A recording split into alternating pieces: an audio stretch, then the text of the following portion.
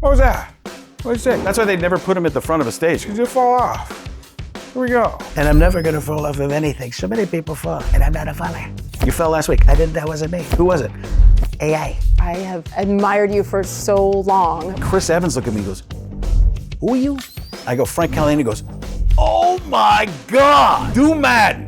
Do some Madden. There's two voices I mainly use to try and find different people's voice. You take the Kermit the Frog and you bring it down a little bit, it becomes John C. Reilly. Did you touch my drum set? Then you bring it down a little bit more, it becomes Mark Ruffalo, and we got some words we gotta have with each other. I'm sorry. I make fun of everybody. I never like to hear like somebody bash one side. Have you ever been canceled? A lot of people can go and do stuff and not get canceled because nobody cares. But as soon as money's involved. Is there one direction you have yet to go? No, and that's part of the problem. I can't get real answers. I worked on a Kamala Harris for like a month. Yeah, and that's in there and just You like that? Yeah, And, yeah, oh yeah, a little, yeah, you're using a full throat, yeah. Yeah. Get in there.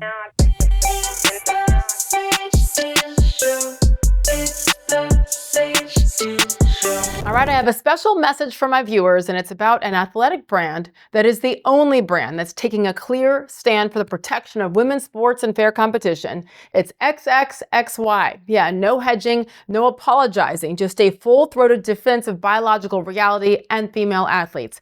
So the founder is my good friend Jennifer Say. She is a former world-class gymnast. She was the 1986 U.S. national champion who was the first high-level gymnast to blow the whistle on systemic abuse in the sport. Jen has been fighting for female athletes for 20 years, even when it's hard. And this brand is the natural extension of that fight. XXXY is premium athletic clothing. I have a ton of it here. Real training gear, not just statement tees, even though this is kind of awesome. I do love this one too, the red, white, and blue, of course, but shorts, tanks, leggings, bras, everything you actually need to train hard. And there's a ton of men's gear as well, and my husband loves it because men also care about fair competition and biological reality. You've probably already seen a lot of these shirts, especially recently at WNBA games. The logo XXXY is so simple on this t-shirt that really started 1,000 conversations. It lets you say exactly what you think without saying a word.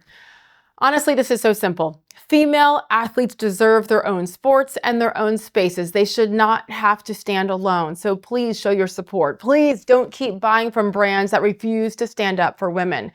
We are the common sense majority. You will not be alone when you use your voice and stand up for women and girls. So wear the tee, support the brand, vote with your dollars. Most importantly, stand up for your daughter. Stand up for girls everywhere. Join the movement at XXXY Athletics, and you can use the code SAGE for 20% off. Regular price items only. Does not apply to outlet or to bundles. XXXY. You will love it. Sage Steele Show. I'm RFK Jr. Is that how we're starting? Is that how we're starting? We're beginning the show. You're doing such a great job, Stage. I don't do the over-the-top Trump that everybody does. I do the quiet Trump. I do the very library Trump. I call it library Trump, where you get very quiet. You get very quiet and you have to listen and you can't hear things loudly because so many people, they do the over-the-top and it's not what we're going to do. You got to listen quietly. Yeah, so many people do that. Okay, start the show with somebody so we can do this stuff. Oh, Is that we in the show? started. Oh, isn't it? I'm just getting warmed up. Here we go. I will say I've heard the library Trump, the quiet Trump, it's hard to say. Well, he's 80 years old. Yeah. I mean, there's a difference between Trump now and Trump 10 years ago, just by age. I mean, he's not Biden, right? Folks, come on. Why is he back over Scrap, Pennsylvania, 3630? Like, become like a drunk auctioneer. 34th, 4600 AD. The father of the Roman Empire. The Romans, leader of the Romans. Caesar, a salad guy. Caesar, General Crouton, Admiral Anchovy, one if by land, two if by sea, folks, I'm not joking around. What are we doing here? God. Oh my God, the eyes. My joke with him is I've never seen somebody listen with his eyes. And I tell you, President Biden, what was that? What did you say? That's why they never put him at the front of a stage, because you'll fall off. Here we go. And I'm never going to fall off of anything. So many people fall, and I'm not a faller. You fell last week. I didn't, that wasn't me. Who was it? AI. Allen Iverson. That's me. I make fun of everybody. Like comedians, I feel like for me personally, I never like to hear like somebody bash one side and not make fun of everybody. I just think everybody. I think there's something to make fun of with everybody. And as soon as if I start to get something that's like somebody could take as like a political bent that they think is mine, I'm like, oh, that's how we're doing. Yeah. I remember being in Texas in the early 2000s. I was doing some George Bushification. Sometimes words don't come out the way you want them to. And sometimes they do, and people just hear them wrong. They got to hear them the right. Sometimes the words are all messed up. Come on. What are we doing? So, Wait, there's one president that you skipped in between Barack there. Obama. Let me be clear. That is a speech pattern. It's 1, 2, pause, 3, 4, 5, 6, 7. There's a lot of let me be clear. Let me be clear. Let me be clear. You talk slow at the beginning and speed up at the end. That's his case. Of those 4, I'm gonna guess, was he the hardest? Yeah, I mean, because he was the first black president too was a thing. That the racial angle, like people get weird about it and they get worried about what are you gonna do. So I remember people would listen to me do the bit, and like people would be like, "Okay, that's all right. It's okay. You're all right. You're allowed to do that. You're all right. That's it. Because it was, and like I said, mine's never stuff about being political. No. It's always about just making fun of the character of the person. Each person is their own character. And there's different things I do with, like President Obama. One thing, he could make things sound incredible. He could say, he'd use, like, I went to college, but I stopped learning somewhere around 8th grade. I don't know what it is. That's just me. But he would throw out words. We have to unify in perpetuity and understand that as a nation, we must coagulate. And he's just sitting there going, yeah, okay, yeah. And then, Bush was just trying to think of the next word. Then he laughed like a Muppet. And President Trump, I would just say whatever I want. I would say whatever, even if I've got to make it up. We got to make it up. We got to do it. We got to do it. So each president, it's what is their persona? Yeah. And that's how I approach impressions in general, is just what is the take on the person. Then you can get more than just one line, or you're not just repeating lines. So, or what single joke. You can come up with different stuff because people kind of know, okay, this is how you see their point of view, and Frank's purveying this point of view, and now, and then the characters can kind of interact like that. It's I think one of the most incredible things to me is how quickly you switch. I grew up watching Robin Williams, and that was one of my favorites, And I do the serious one where you grow a beard and win an Academy Award. Who knew? Okay. But that was the kind of stuff I loved. We're the same age. We are? I'm actually older. Thanks, Frank. Yeah. But I didn't have anything to do with that. that's true. I can't blame you. I just showed up. When I got here, I just showed up. You can blame my parents. You can't blame me, Sage. No, if you try to blame me, that's not my fault. That's mean. That's the mean. No, listen, it is your fault. You're white, so therefore it's your fault. Oh, there you go. Jeez. I mean, it's always the white man's fault. No, I'm just, it takes me when I'm doing TV. This is why, I'm laughing sometimes at the career that I've had, because I'm like, oh, I have no idea what's coming out next. And sometimes it takes me a minute, and then I'll be in the middle of something, and 5 minutes later, I'm like, oh yeah, this is what I meant to say at that time. So you're so quick, though. Yeah, but I'm quick and lost. That's the problem. I've got the Trump has the weave, and I've got that same kind of weave, but I don't always come back to where we started. Sometimes I need somebody to help me out. Yes, throw your life. It's bring it back in. Yeah, that's a difficult thing for me sometimes. You would never know. And of course, we're all our own worst critic. Can I was going to share with you, and I guess, you were at ESPN. What were your years that you were there doing NFL? Oh, I don't even really know, to be honest with you. I struggle with putting things in sequential order. I always have. Even when I was a little kid in like first grade, I remember we would cut up books and put what went 1, 2, 3, 4. I would screw those up, and now I can't. I realized later in life I still can't do that. I don't remember years. I've probably been gone from ESPN for about 5 to 10 years, I would say. 5 to 10, big range. Yeah, that's. Wow. Yeah. Well, when I met you, I was so excited. I was probably like a nervous little girl because I was like, oh my gosh, I have admired you for so long you. watching. And I started there in 2007. And I was doing, Oh, really? I would yeah, have thought you were there before that. I was doing updates on Mike and Mike and First Take, and you were on the set with Golick and Greenie. Oh, okay. Yeah, because I was always, people thought I was on the show. I know. I mean, that's a funny thing about that show, because I remember seeing on a Wikipedia page Mike and Mike, Mike Golick, Mike Greenberg, Frank Caliendo. Not even like it's called Mike and Mike. There was no Frank involved, and I'm missing some checks if I was on the show. Hell yeah, you are. So that was a great time, because Mike and Mike was such a powerhouse at the time. Yes. Like that was the radio show of record for ESPN, and it's hard to even think that everything's changed so much there. much. It's so different. But I remember going on that show, and wherever I was going to do a stand-up show, tickets would just sell like crazy after being on that show, because everybody listened to it.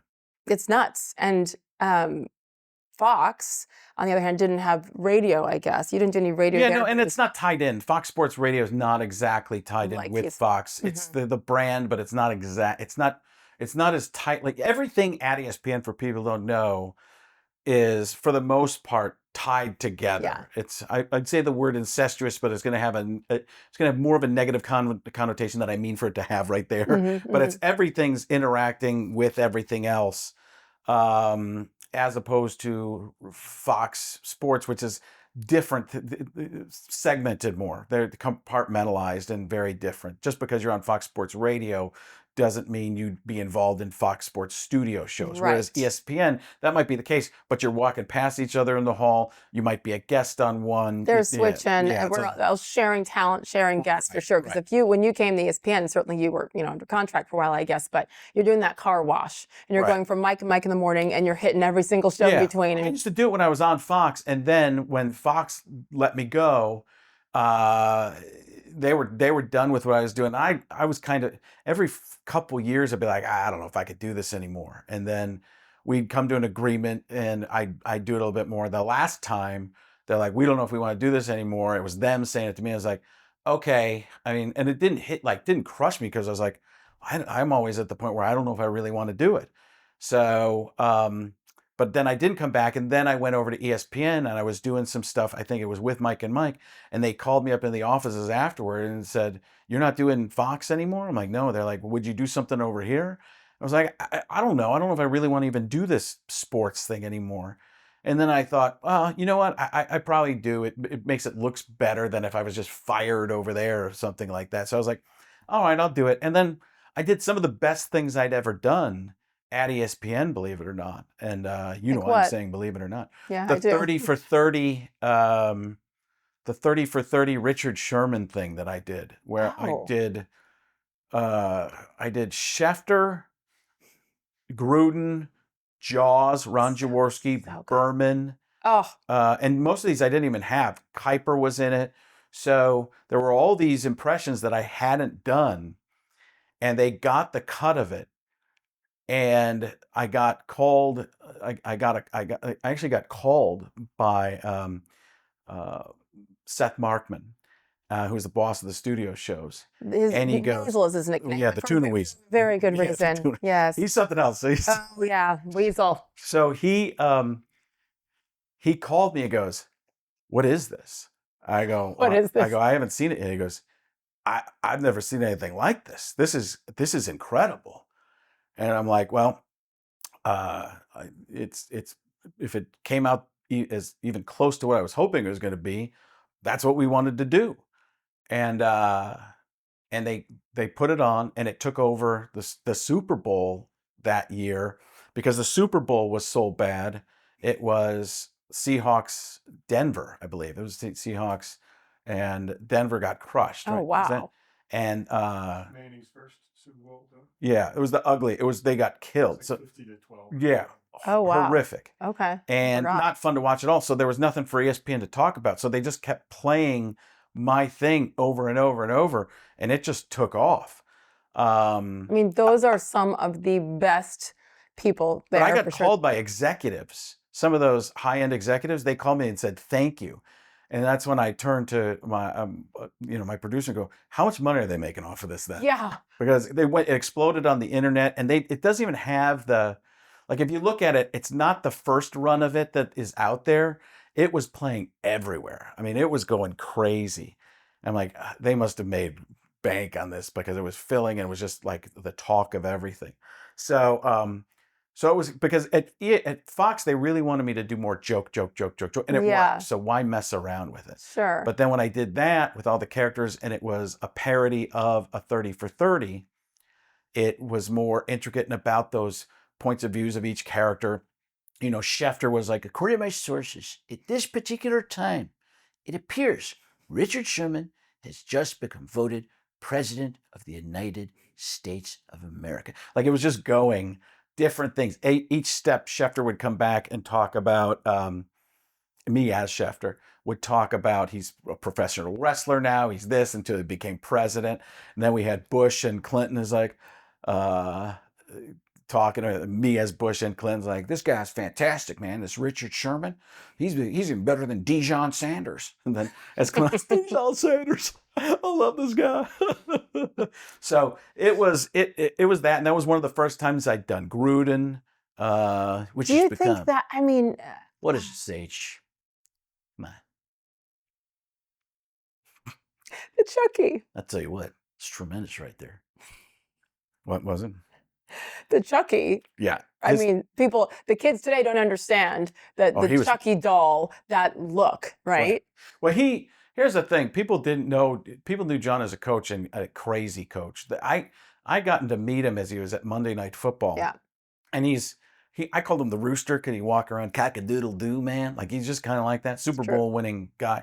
But at the same time, he's a jokester. He's always putting on a show. If you ever saw him with little kids, he'd be somewhere, he'd take off the ring, put on the Super Bowl ring. Of course, he's wearing a Super Bowl ring out, which makes a lot of sense. Yes. But he's letting little kids try it on, take pictures, all sorts of things.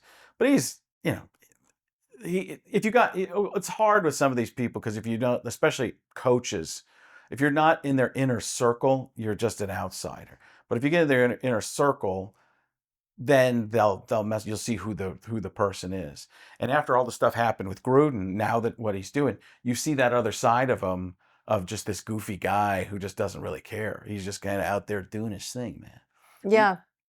And I think that's so good. It's so healthy. Sometimes it takes a crash, which I guess is a good way to describe what happened to him.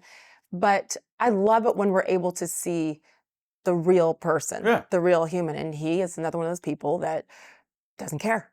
I don't know that he cared too much when he was coaching. He did his thing, especially in Tampa. There was controversy. You have to care a little bit, of course. But overall, he's like, this is my way. I've won doing it. Yeah. This is what you get. So who I am. This is how you win a Super Bowl. You don't win a Super Bowl being a puddle of mud, man. You got to work hard. You got to believe in yourself. Did you just cross your eyes? Yeah, a little bit. Went a little too far there, man. Pull them back. Pull them back. You know, when you mention all those personalities, though, at one network, I'm so grateful that I was there during the heyday. I really do believe that. I got there a little late for like the Dan Patrick, but when you mention Boomer, when you mention, Chris Berman, Mel Kiper Jr., incredibly charismatic broadcasters who you don't have to see his face. You can just hear his face, hear his voice and know. Yeah, the cadence is Mel Kiper Jr. Talk about tremendous situation, slowing down so you understand that I'm right and you're wrong. And then I turned that thing into the Todd. I was talking to Todd McShay about this a while ago, and I'd forgotten. First of all, it was my producer and I were talking about what do I call McShay, because it was like, I was thinking McShay, maybe Todd. We go back and forth, and we had a Todd or two in there. We kind of thought about maybe I should say it a few times, but then McShay came to us, and after the bit, I go, "Is there anything that I should do that I missed with that you know?" And he goes, "You should." Nobody's ever said my name more than that, and that's when we went back and added complete Todd.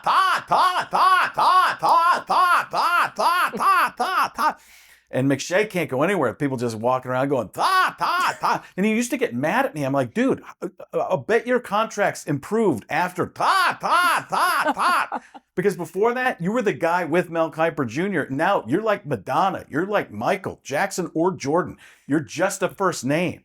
People know you by Todd, Todd, Todd. Yes. And if you got to hear that, that means they know you. That's good. And it's not even you, it's not even you. It's not even them making fun of you. It's them making fun of me, making fun of Mel. Exactly. Now, make people, is your audience all over the board? Lots of sports people. Yep. And then a lot of non as well, and male, female. So for Mel Kiper, for people who don't know Mel Kiper Jr., he basically is the reason there's an NFL draft on television. On television, yep. He was in his basement calling players and coaches directly from a landline with probably 23 ring binders, no lights. I believe he's a vampire. Pumpkin pie, tremendous amount of pumpkin pie, which he always eats. Watching The Bachelor, which people might know. But he's in it. He created that. And people are like, why would you put why would you put picking teams on TV? Well, it's obvious it became something really special, but that's because Mel got in there and was doing all of this stuff, and they realized, hey, we can put this on TV, and like everything over the past 30 years or whatever it is, it gets bigger and bigger and bigger. People get used to it. Now the NFL draft is bigger on television than most championship games. I mean, it's that, but for the first night, people care. But Mel Kiper Jr. is this guy. He's a cross between Sam the American Eagle from the Muppets and Count Chocula.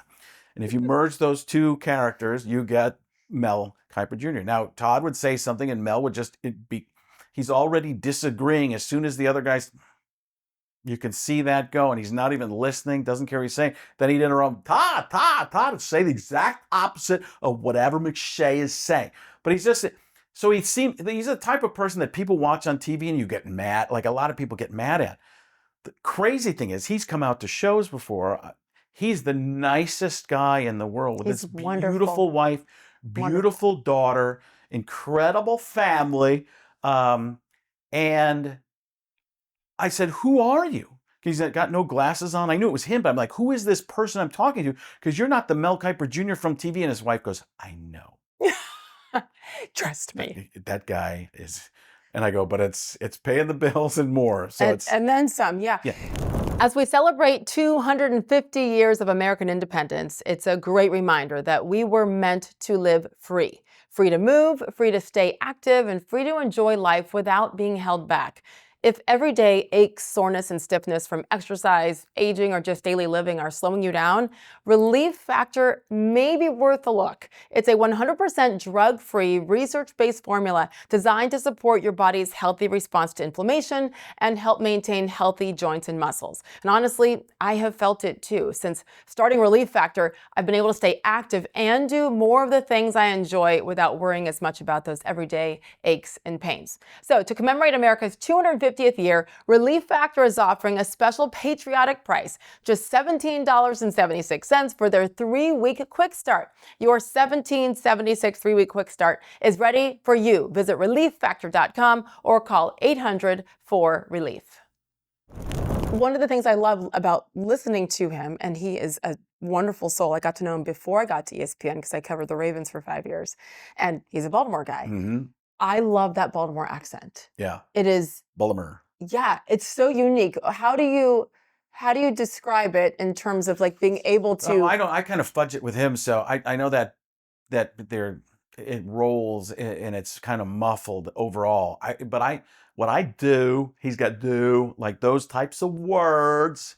Like I find those. Mine's more specific to him than knowing the Baltimore accent exactly. Yes. But he's got it embedded in there. Where if somebody asked me like to do just a Baltimore accent, I'm not even probably saying that right. But I know how to do Mel. It's one of those that he's got his own personal type of dialect. There are people like that where like the Kennedys. You listen to the Kennedys, nobody else talks like that.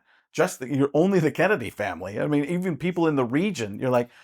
Nobody. Oh, you're a Kennedy. I can tell by. They created their own dialect. Yeah. You know, you're listening, going, that's very specific. Then there's people like Charles Barkley, who's got a bunch of different. He's from Alabama, lived in Philadelphia, Phoenix, There's a really a lot going on there, man. It's crazy. Terrible. When there's no vowels in terrible.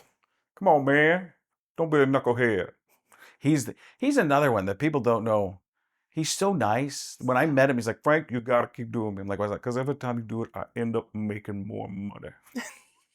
Keep doing it. He's so great. Keep doing it. Do you know one of my favorite moments at ESPN off air doing the finals? It was the Heat and the Spurs. So it was Okay. LeBron's first year, maybe, I guess, down in Miami. Right. And I was on a plane, NBA finals. So I'm on a plane with him, sitting next to him on the way from Miami to San Antonio. And he held court Oh, yeah. the entire time. And so I love that you said that. I always tell people he's probably the nicest person in the Well, industry. He's told a story recently. Charles told that story on the Kelsey podcast, was the biggest one I heard, where John Madden didn't like me forever and he wanted to sue me and he on something. And he called Charles Barkley, like, we got to sue Caliendo. He's like, come on, man. He's making us, every time he talks, he makes us money, man. So it was this interesting thing where Charles came up and told me about that at a finals, actually. No, I'm not sure if that was that. I've been with him a few times, but that doesn't really matter where it was. But he comes up to me, he's like, John Madden wanted to sue you, right, man? I'm like, what? And he tells me the whole story. And I would never tell that story out in public because I didn't know if I had permission from Charles. He told me that in confidence. I'm like, I'm going to tell somebody that, even though it probably would have been good for me to tell it. I held on to that story for like 10, 15 years. And then Charles just told it recently on a couple of podcasts. And people are like, did you know this? I'm like, yeah, I've been holding it as a secret for 20 years. It's crazy. Why did John Madden want to sue you? There were some commercials I did, and he probably I did myself indemnified. I was like, I don't know if I could do them or not. And it was like doing like a Madden kind of thing. And I did a video game that was a similar, I took it away more on the video game. It wasn't John Madden. He probably talked like this a little bit instead of just like that. So he just didn't like anything I did. And Charles didn't care. I mean, Charles was not the type of, he doesn't care. I mean, Right. He's like, do whatever. But he also got to know me and knew me as a person. Madden just stayed clear. But again, those football coaches can be really weird about that stuff. I do understand where a football coach has to have the attention of the players. The players have to trust that because their lives are on the line. NFL is different than any other sport. If you're a lineman and you got to trust that your coach is not putting you in harm's way, you have to trust in that. So you can't be just laughing at the coach, especially with an outsider. In somebody inside the team, it's a little different. You're in a brotherhood, that type of deal. But as soon as some little guy from outside that looks like I did play sports growing up, but not anywhere near that level, they're like, who are you to be making fun of me? So I'm also itching a bunch, and I'm wondering if it's because of this carpet. It's my cheap little scratching, carpet. and I'm scratching an itch. So I have an itch, and I'm scratching it. I don't know what this is going to do. Like, we're going to do a magic trick, and a bird. Like, there's pigeons, and the prestige. Yeah. I don't know. Should I itch your nose for you? Should I scratch it? No, you scratch. Yeah, don't say itch it. Like my Scratch it. wife always says itch it, and I was like, You that's why. scratch the itch. Yes, and that's Yes. That's one of my pet peeves. Now I'm going to be holding on to this the whole day. I just want people to think because I talk fast that I'm on cocaine. That's really what I didn't want. But it's You can throw it. It's fine. We'll get it later. And by the way, I would have your back. Like if there was something, hanging out, I would have your back. That happens on carpets a lot, and especially in humid areas. That I'll get on stage and I'll start doing that. And when I'm bouncing around so much, I've never even been drunk in my entire life. People don't know that about me. What? Yeah, no. I always wanted to be in complete control of what I'm doing.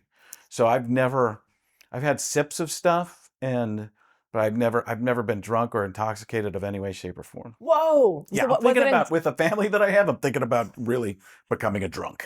I just met that daughter of yours. Especially with how much they're probably spending right now. I know. I was like, yes, Frank, bring the family, bring the girls. And he's like, no, you don't understand. We're right around the corner from some really good shops. But see, you could have the family time before and after this. No, it's great. They're really soften it. Yeah, no, it's they're going to see this and I'm going to be in trouble. But they, I don't remember where we were going with that. Alcohol. Yeah. Alcohol. Yeah, I've never met people, and I grew up in Wisconsin. I was going to say, so it's not religious. It's not anything people ask me. There was nothing else in the family that made you say, I did have alcoholics in the family. So I was like, I already know this. about myself that there's probably a tendency to have some issues. So I was like, I'm never going to even start, because if I start, I probably won't stop. So I do keep a lot of people do that to get away from things, and I just take all the tension and beat my children. No, It's so much better. So that was Such a better terrible. alternative. But it's interesting because nightclubs and the comic scene, I mean, it's late at night. There's always alcohol. Yeah, and even if it's not on stage, well, everybody that you're performing for. yeah. Certainly. I don't know. I would always end up being the designated driver for everybody. And that you can tell I'm not a drinker at all in any way, shape, or form, because people will always say to me, "Oh, good for you." Like, I've never been drunk. "Oh, good for you." I'm a drunk. Like, people always, they start to feel bad sometimes. They're like, "Man, I made so many bad decisions." Like, I'm not judging. I don't Judge for care. his own. It's just, that's just for me. I just knew if I started, I'd have issues. I mean, now that I feel like on social media now, everything is so much more, we know everything, we know too much. And we know that every time you have a sip, you're killing this many brain cells. And now that you know the information, it's like, well, what are we doing? Like, we're literally. Yeah, but we're human. Human But- beings do stuff to cope. And there's lots of different ways to cope. There's lots of different, and sometimes people just like to feel good. They just like to be It's carefree. not even about I love red wine. I love how it tastes. And I'm one and done, really, because I'm a lightweight too. And buckle up, guys. You know what I mean? Stay around my husband in safe spaces only. But there have been times where I thought recently, why? Because it doesn't help. People do anything. it socially because there's an element of, it does loosen you up, and then you can talk. You'll say things. It's almost like being a good interviewer that can get to the fourth or fifth question and get somebody to open up. That's, you don't even have to. Why do you think in talk shows they walk around with a cart getting you to drink something? Because you get a little, you don't have to be tipsy, you just have to be a little looser, and then you'll be free to have fun and not have the nerves of being on television in front of an audience. A lot of actors, they tighten up in front of an audience. They can act in front of the camera, but not in front of the completely audience. different people. So So often different. with like the top level actors, and then they're almost shy. Will Ferrell. Yeah. I was floored. Have you met him? Yeah. Yeah, I'm sure. And I love it about him because there's a real human element to that and protective of his family. But people come up, and I'm sure with you, when you're walking down the street here in Nashville, and if people, or anywhere you go in the country, people recognize you, and it's like, hey, give me George Bush, right? Yeah, they there's want some. you to be on. Yeah. They do, and they're I mean, I've had people when I do a meet and greet or something like, "How come you're being a normal person and not doing your Jan Gruden right now?" I'm like, "Well, because I thought you'd rather see the real me." They're like, "No, we don't like this. We'd rather you do the song and dance." So I don't know. My kids, my family, they don't know me as doing that type of stuff around the house so much.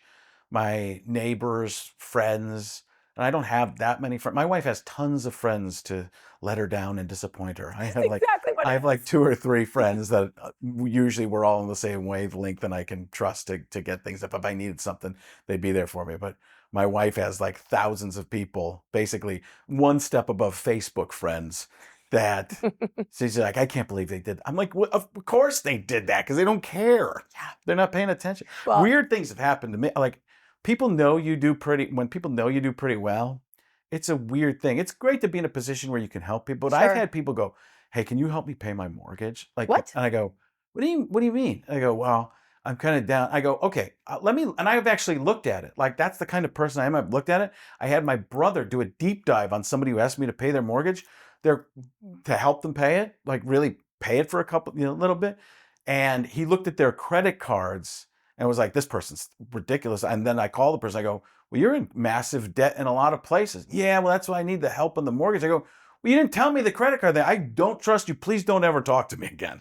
I'm like, "You're trying Was to it like a friend, someone that you a family considered- friend, like No a way. friend of my wife's Sure. friend's husband." Goes back to the wife. That's Yes. yeah. Like, she brings everybody. My wife brings people into, like, our fish guy. My wife got me an aquarium one year for our anniversary. I looked at it, I'm like, "Thanks for the bills, for this being clean because this thing's massive. She goes, but we looked at it like 4 times in 20 years. Where is it? Junkyard, or the fish guy took it back. But she found us a fish guy. I'm like, where'd you find this fish guy? Well, funny story. Anytime something starts with funny story, my wife, it means that it's bad. I'm not supposed to know. But she found him in like the parking lot of Petco. I didn't know this for years, but he was testing the water in the fish tank by tasting it. What?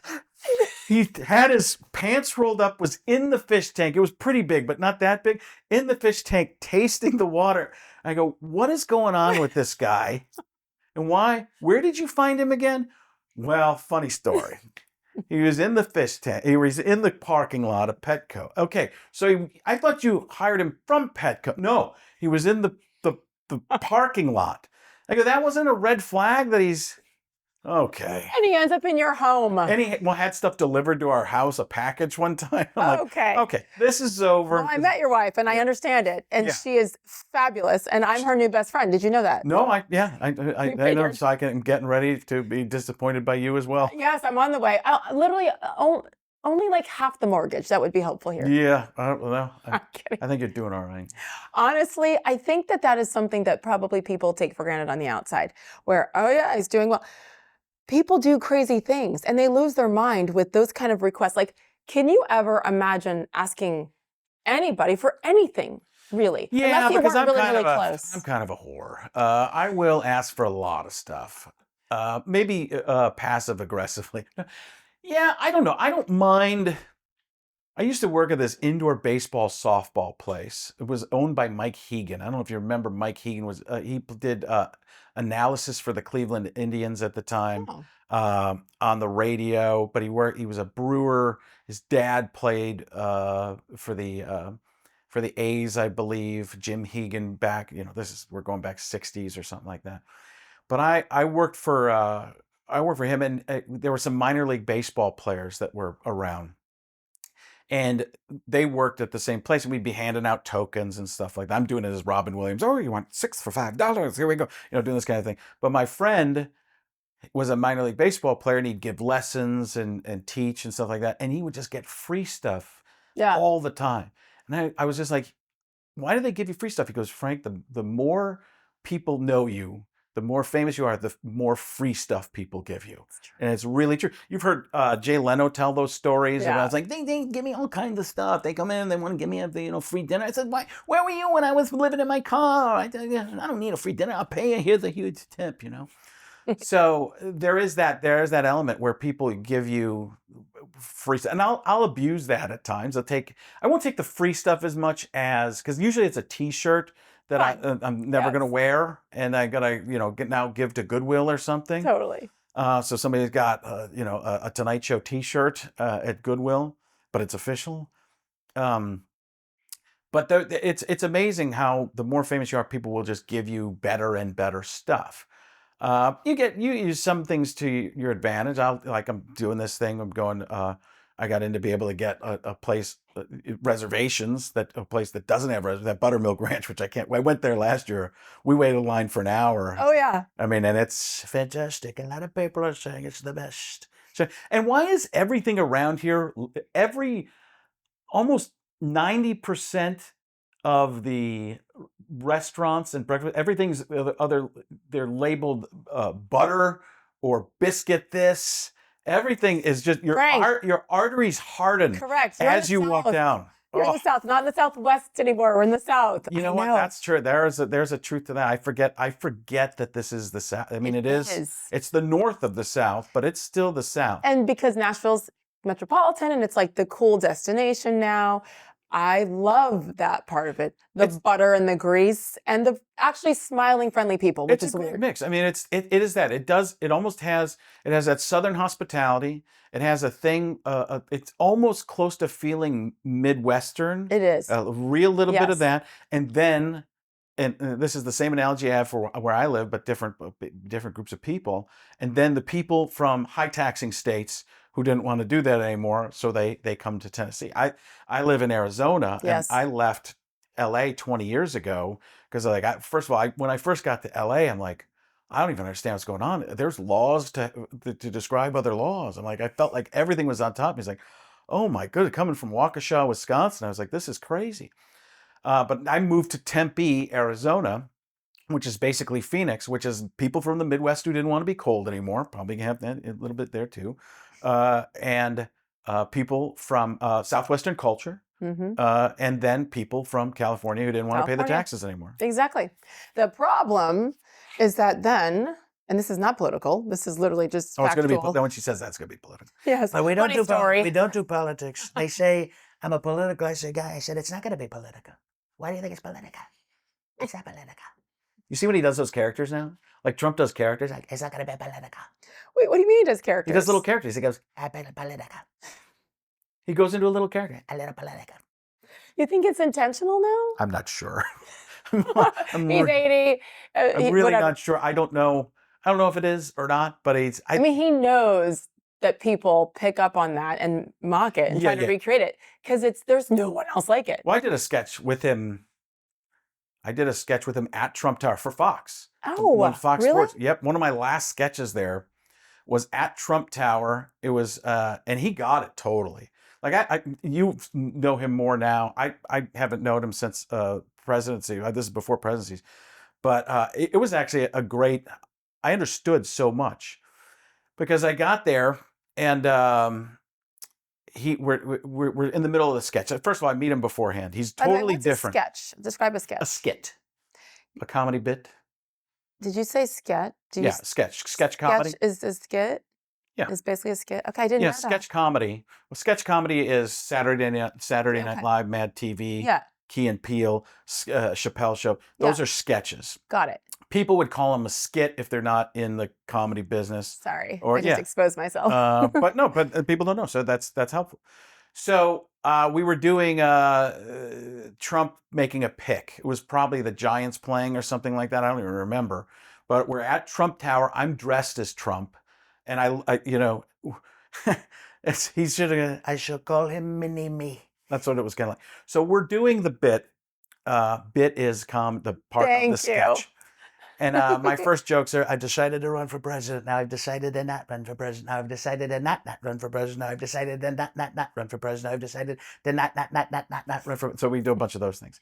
I don't even remember what made it in. But we get halfway, part way through the sketch. Camera stops down. I think that something's wrong. They do a different camera move. And Trump is going around. Is that good? Was that good? Was this funny? Is this funny? Is it good? And everybody's like, yes, Mr. Trump. It's fantastic, Mr. Trump. It's great, Mr. Trump. I was like, wait. Does anybody ever tell you something isn't good? He goes, no, and that's part of the problem. I can't get real answers. I was like, you should run for president. So, no, didn't go that far. But so we're doing the sketch. It's going well, but he's a different person off camera than he is on camera. 100%. To the point where he was incredibly nice to me, encouraging, and like, you got to keep doing this. You got to keep doing it. You're one of the best. You're so fantastic with the way you're doing it. And so we keep going. And then after the sketch, he goes, do you got a minute? I'm like, I got plenty. He goes, come with me. It was like Willy Wonka. It was like, come with me. You will see a land of pure Trumpination. So he takes me to the Trumpavator, not the Wonkavator, the Trumpavator, which swirls a little bit and then goes back. So he takes me down to a kiosk, and we're in Trump Tower, and I'm not processing everything. So I'm dressed as Trump. He's dressed as Trump. So we're walking around, and people are going, what's going on here? And we walk in, he starts handing me stuff. He goes, do you like ties? Here's some ties. They're the best ties. They're the number one ties. A lot of people are talking about how great these ties are. And so he's giving me ties to just bring home. He gives me a book, and then he grabs a watch. He takes the price tag off of the watch as he hands it to me.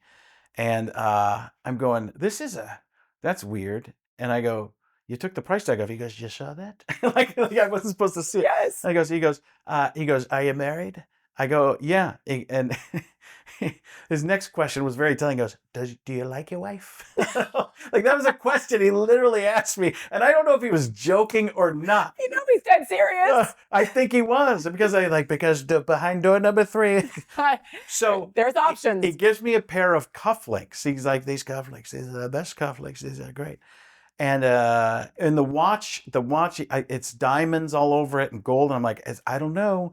Is it real? I'm not sure. And this is where I realized Donald Trump helped me learn something in my life about my own family. And so I call my wife. This is before Google was prevalent. Why we don't have memories anymore because we Yeah, can Google pretty everything. much. So I call my wife and I go, Donald Trump just gave me, he sent me out into New York City, by the way, with what I thought might be this really expensive watch. And that's him going, I got him back. He's going to get mugged. so he sends me, I call my wife, I go, I got this watch from Donald Trump. It's got diamonds, it's gold. She goes, is it real? I'm like, I don't know. She goes, don't worry, I'll call our jeweler. And I was like, we have a jeweler? Trump got me. So, but it turned out it was the Melania collection. So it was just fake, costume jewelry they were selling at Trump Tower. But like I said, things I wasn't processing because I'm walking around Trump Tower and people are and dressed as Donald Trump and people are just looking at the two Trumps. The two Trumps. Yeah. Trump Yes. and Tiny Trump. So when he then just, announced he was running and he came down the golden escalator like that, I Yeah. mean, probably brought you back to that Oh yeah, day, I right? think that's that. I'm not sure. That Trump Tower right on. Yeah, on that's the 6th. escalator because there's a Starbucks on the second. He's telling me. There's a Starbucks up here. There's a Starbucks, and it's on the second floor, and it's the number. Howard Schultz called me. He said it's the number one Starbucks, not just in the country, but in the entire world, the number one. And that's amazing, because it's on the second floor. They've got to go up this escalator. And I go, is this the number one escalator? How did you know? Of course it is. Only the Bingo. best. Exactly. We prepare for so many emergencies. We have smoke detectors, we have first aid kits, we have fire extinguishers. But here's something most people don't think about until it's happening: choking. Choking emergencies can happen to anyone, from toddlers to grandparents. One child dies every 5 days from choking. That's why I want to tell you about LifeVac. Here it is. LifeVac is the first and only FDA-authorized anti-choking device, and it has been used in thousands of reported choking emergencies across the world. This is how easy it is. Place, push, and pull. That simple. I hope you never need it, but just like a fire extinguisher, you'll be glad it's there if you ever do. Visit lifevac.net to learn more. I think back to what you said about Midwesterners, and we're different. I kind of claim being from the Midwest Where are because I you went from to school. Well, my dad was in the Army. Okay, So I'm Army, like, that's right. yeah, like everywhere and nowhere, but I went to Indiana. I did know that. Yep. So the Hoosiers, what do you call yourselves from Wisconsin? I mean, besides people. cheeseheads. Wisconsinites. Wisconsin. There's Chicagoans, Wisconsinites. Yes. I was born in Chicago. We moved to Wisconsin when I was 4. Okay. So all the Italians from my dad's side of the family, they all live in Chicago, and we can't talk about them. That kind. That's Chicago. That kind. Not particular, Like my uncle used to have cheese. Like he would get me. It was like the mafia of cheese. He'd be like, Frankie, you can't get cheese in Milwaukee. Or you can't, he would say Chicago. I think, but Frankie, you can't get cheese in Chicago when it go to me. I'm like, okay, relax. Oh my God. What? Oh my God, cheese. Yes. Cheese, okay. What I did not know is that you were a broadcast journalism major. Yep. University of Wisconsin, Milwaukee. Milwaukee, exactly. And that was more because I didn't know what I wanted to do. I thought I wanted to do what you were doing. I thought I wanted to be a sports center anchor. I went to the University of Wisconsin Parkside my freshman year. I was going to play baseball there. I had friends, Division II school. I was like, I'm not going to be good enough. I'm just going to, I'm going to get out of this. And I took calculus my freshman year, and it was a European professor night class, which was all they had because the baseball coach got me in. And I couldn't understand what the person was saying. I couldn't understand calculus, first of all. Second of all, I didn't understand with his accent. And third, I was never going to do anything above regular math. So I was like, I'm not doing this. I got out of calculus, and then suddenly I was in Spanish 2. Oh, wow. Yeah, which I'd already taken in high school. So I knew what I was doing. So it was pretty much an automatic A type of deal. But I went to school, and when I was at Parkside, one of the big things was watching Sports Center. It was the big show. It was Dan Patrick and Keith Olbermann. Exactly. And watching them, and it was that, and then we watched Seinfeld on Thursdays. So that shaped a lot of me and what I wanted to become. So I wanted to be a sports broadcaster, not thinking about how much you really had to know about the ins and outs of sports and keep up with it constantly every day, know the numbers, know the trends, know what's going on. It's not just about reading off the screen. It's about you've got to be really engulfed in it. And even when I went to when that ESPN thing, when I went from Fox to ESPN, I met with John Santa Claus.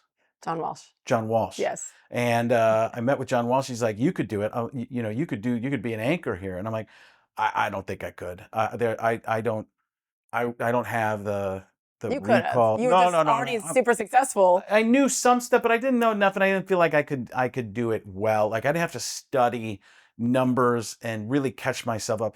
I was the type of kid in high school that I would get USA Today. Mhm. That's a newspaper. And I would get USA Today and read the box scores of all the baseball. Like Yep. Andres Galarraga was always flirting God. with 400. Colorado Rockies. So it was always, I loved baseball. My dad was a minor league baseball player. So I grew up around sports. So I knew in general what's, sports, but I haven't kept up with the specifics over the years, times football and knowing some basketball. I just like to watch the overall trends. My son and I go to see NBA Summer League every year. In Vegas. Because it's before guys are superstars. Yes. And you can see them and you get to say, hey, this person, this guy, he's super speed. What's his superpower? This guy might be strong. Like when we saw Jalen Duren, we're like, he's stronger than everybody. He reacts quicker than all the other big guys. You go and see Cooper Flagg. When we went and saw Cooper Flagg, the first game we saw, he didn't play that well, but a lot of pressure on him and stuff. The second game, you're like, okay, here it is. But the diversity of what he can do on the basketball court and at the size he's at, and people are saying, well, he's not going to be that great in the NBA, and now he's already incredible. Yeah. But to go watch some of these players, and you try, my son and I go, this person we think is going to be pretty good, maybe that, and that's kind of the fun for me. But they're also, even though they're kind of basketball players, especially coddled on their way up because they're usually stars all the way up. Yes. They're not to that point where they don't ever have to work anymore. Mm-hmm. That's the difficult thing I find in sports is like when you are making that much money, you have to love the game. And that's what a lot of these, especially in the NFL GMs will tell you a lot of the time. It's not who's the best, it's who loves the game. Yep. Who's the best that loves the game, because after a couple of years, this is hard. Mm-hmm. And I don't want to make it sound like they have a tough life, because they don't, in terms of everything's kind of cushy for most professional athletes in, let's say, the NBA, NFL, and Major League Baseball. But when you have to go, it's not a game anymore, it's your job.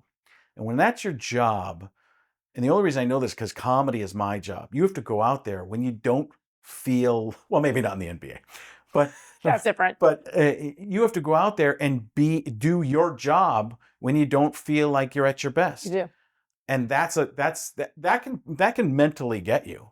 I mean, if you're a pitcher who's got to go out there 4 times a year and you don't feel like you got your stuff, you're like, this is kind of a drag. I'm just going to go get beat up today. Mm-hmm. And think about that in football. You don't feel like you're as quick as, and you're literally getting beat up. You're getting crushed. So the pressure is tremendous. And Yeah. I agree. I don't know that everybody fully appreciates that, because all they see is dollar signs. And yeah, is but there that's why we watch everybody, right? That's a big thing. that's Is why we're hurting them too? Yeah, right, absolutely. You And know? is it fair? Social media, I have a whole theory about social media too. I don't think we were designed to talk more than one-to-one. Maybe have a leader and have a group represented by one leader.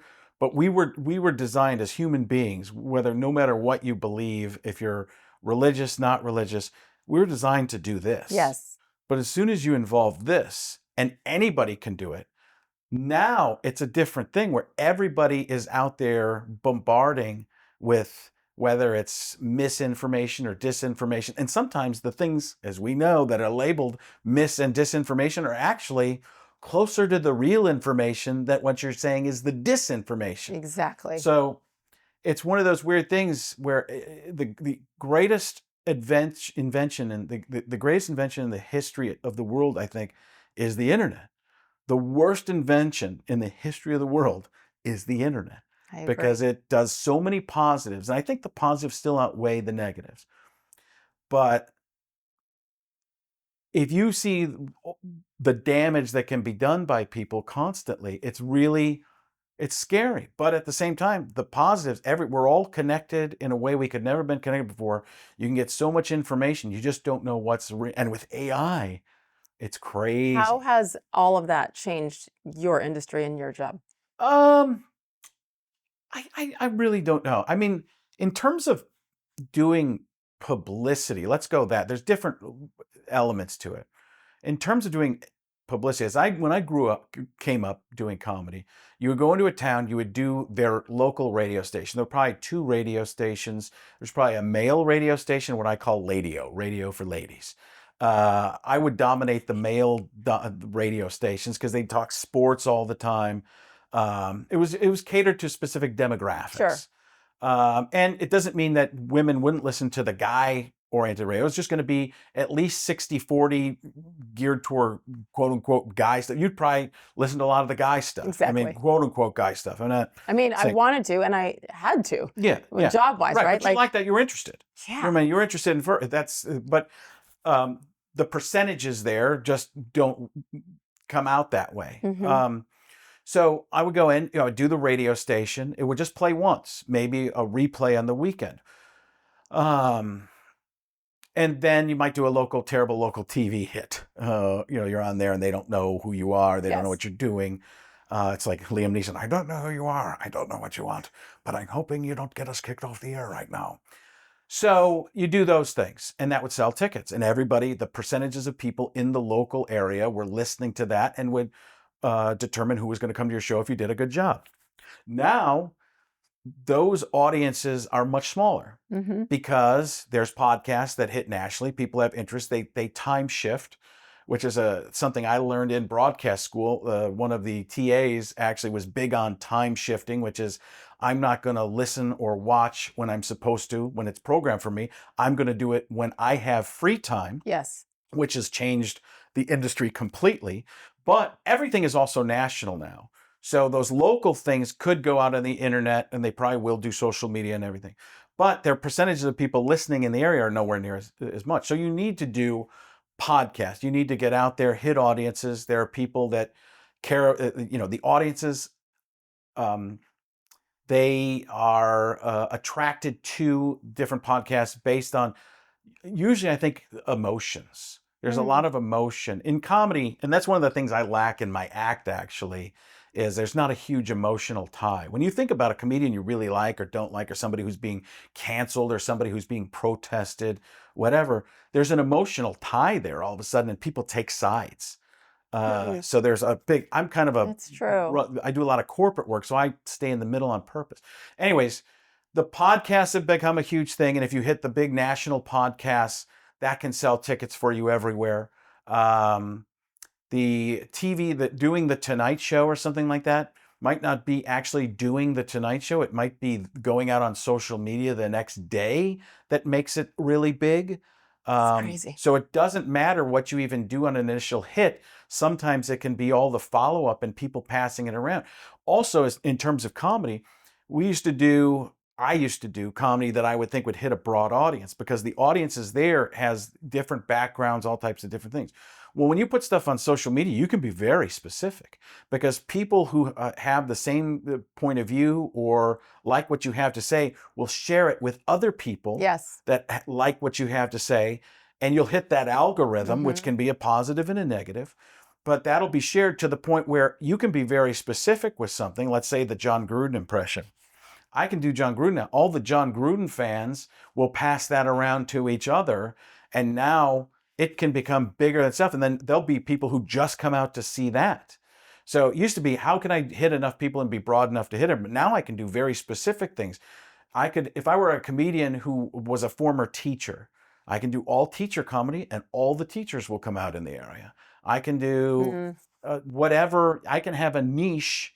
And now I can have a podcast, I can have social media hits, and then everybody will know that wants to see that type of comedy. They can all come out because they can know it's coming my way, and you can directly market to it. So it's understanding what we have here. And I think there's a million negatives, especially with our kids and COVID and during that time and how it affected them. And there's way too that COVID thing a couple of years ago. I remember it. Yeah. Hashtag never forget. Like, I think there were so many negatives. It's like, I had no idea what all was out there until Right. everybody had too much time, and then you go digging and it can be ugly. That changed everything. That, unfortunately, it did. And you try to say, okay, glass half full is what you just said. The ability to take your craft and what you do. And now millions of people could see it in one day versus how long would it take for you to do millions of people at your shows, right? Right. And it's so let's use it to our advantage. Yeah, well, I also believe, I mean, what it is, I believe it's better to have it out there than not out there, to have people, I would hope they fail us. We fail each other as humans, but I'd rather have people make their own decisions on whether they can hear something or not, as opposed to me telling you what to think, which is the Yes. biggest issue I have, and I know you have. It's that I almost accidentally went RFK there. It's that sometimes when you think outside the box, it might not actually be thinking outside the box. It might just be more real than what is in the box. Now I'm doing 7. What's in the box? And that's the thing I have a problem with. And I like a lot more comedians. I mean, I put myself middle, but I could probably go into that more libertarianish kind of thinking where it's like, hey, listen, I don't want to tell anybody how to think. I don't want to tell anybody what they should do. I'm going to live my life. You live your life. I have no problem contributing to society. I'd love to be part of it.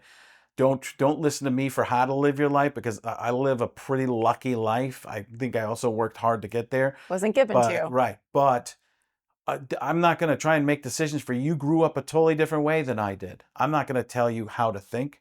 But we do have lots of people in this world that, on both sides, actually, and it's different on each side. But and I only say I say two sides. There's more than two sides, but there's two very vocal sides. Those two sides will have certain things that tell you, hey, you're bad for doing this, or you're awful for doing this. Either way, and you're like, listen, who are you to tell me that? I mean, I get, and so it's. I don't even care if actually, I don't even care if they don't like that about me. It's just, don't tell me I can't say it. Right. Don't try to shut me down where I can't tell you what I think and what I believe is based on truth, right? I mean, that's the thing is, if you say something pretty basic, pretty common sense, which I guess is debatable now, because I didn't know that girls could be boys and boys could be girls, and then we have all the stuff that 10 years ago we would have laughed at the conversations that we're having right now. Well, I have a slight theory for this. At some point, we separated gender from sex. Yes. And I think it's because people didn't want to say the word sex. That makes sense. They didn't want to say the word sex, so because they're thinking of the act instead of so male, they became two totally different things, but they would use it also for the same thing. So they would use gender for sex to label. Okay, and I kind of believe this. I don't know if this is the opposite of where you fall or different. I think there is a spectrum of quote unquote gender, whatever. But that doesn't change your sex, right? That's the thing where you go, well, they're different until you don't want them to be different, and that's where it becomes kind of a weird thing for me, and I can't comprehend it. I don't get it. I don't either. I've had to look. I looked that up actually, gender versus sex, and it's like what. That's why now I'm like, no, it is. Sex is the proper word. Your sex is male, my sex is female, and it's really just not that. It's not that deep, as the kids say, right? But my issue now that I've had to dig into it is the word identify. How do you identify? Because you can identify as anything. You can identify as a Republican or a Democrat or a socialist or whatever it might be. That's fine. When it comes to sex, that's actually what you're made up of. Like you can't, right? Can't The change XY, you can your hat. You can exactly. You can't. You can change this on the exterior, and I can cut my hair, and I can do all the things. I think I could, at some point, pretend to be a boy. Right. But deep, the inside, the innards don't change, right? Yeah. So I think when we say identify, that's where it can get confusing. And I mean, that's your right. Feel free. But when it comes to then the facts of it, and if you're talking about girls and sports and competition is a weird thing because it's very different. It's. I have a neighbor who's transgender. The whole thing did the whole thing. I mean, I call her she. I don't see her very much. I don't know. You So know, she went from male to female. Yeah. And she said, yeah. Yeah, and she's actually a good-looking lady. I mean, it's like you're. I'm trying not to say something. But she had a good Arizona surgeon. They did a took nice. care. They did a. It's all nice job. Some I mean, good work. no, yeah, but it's a. But she's not trying to play different sports, which I think is always the weird thing. For me personally, Live you gotta, your life. That's it. I Yeah. think that, and I feel very libertarian in that, Yeah. in so many more ways than people would put me in that little box. Right. I actually don't care what you do. Yeah. I don't care how you identify. I don't care who you worship. I really don't. Just don't tell me, and then don't crush me or silence me or punish me for wanting to live my way. Yeah. So I hope. But do you think we can get back to that though? Like sometimes I wonder. I think is there there too is much some of water it. under the But bridge? part of the. You're gonna have to knock that. Got this clipped. Because that'll be the problem. Part of it is because of where Donald Trump stands on it. Mhm. If Donald Trump stands on something, Like I've decided that the sky, the sky, it's blue. We got a blue sky. there's going to be thousands of people that go, "The sky's not blue anymore." I mean, why is he saying it's blue? It can't be blue. It's not. He's a liar. So I think, and that this isn't a political thing. I think it's just. I don't think it's. I'm not even blaming him on that. I'm blaming the media or whatever, Sure. the bots, whatever's out there. I think when he's not in office, some of that stuff might change a little bit because there's things he will have. I've always said this, that he does some crazy things, and you go, why would you do that? And Why would you say that? Why would you say Yes. that? Because it's the art of the deal is why he's saying it. But why would you say that? And you go, come on. I just tried to defend you on something. And I'm not a super Trump guy. I just go, there's some things he says that are fine and what everybody would say, and then there's this crazy stuff, Yes. right? And you go, when he says the regular things, the people who just assume everything he says is crazy now identify the regular stuff as crazy, that people have lost their minds in those things. And then Trump also watches that, he's paying attention to the media. Everything. Because you'll see some new catchphrase out there about somebody like an opponent or something, and 2 days later after that word's out there, he's saying it. You're like, he's paying attention to all of this stuff. All of it. And he loves to egg people on because he doesn't care. He just Which stirs is the to pot. me the difficult thing, like a difficult thing with him. It's like, just like, you have the opportunity to be president. Just do it for 1 year. Just be presidential. But he could never do it. When I did that sketch with him years ago, Yeah. I'm dressed up as him. He's dressed up as him. Like I said, we're shooting the sketch. Melania walks in. That's his daughter, right? Melania? Yeah, sure. I don't know. I can't remember which one's which. Yeah, that's the wife. No, not Melania. Who's the daughter? Melania's the wife, Ivanka. Ivanka walks in. Yes. Okay, so Melania was the Melania collection. So it's me dressed as Trump, to him dressed. We're doing this stuff, we're doing the Trump stuff to camera. His daughter walks in, Ivanka, and goes, "Why is he on TV?" And just walks away.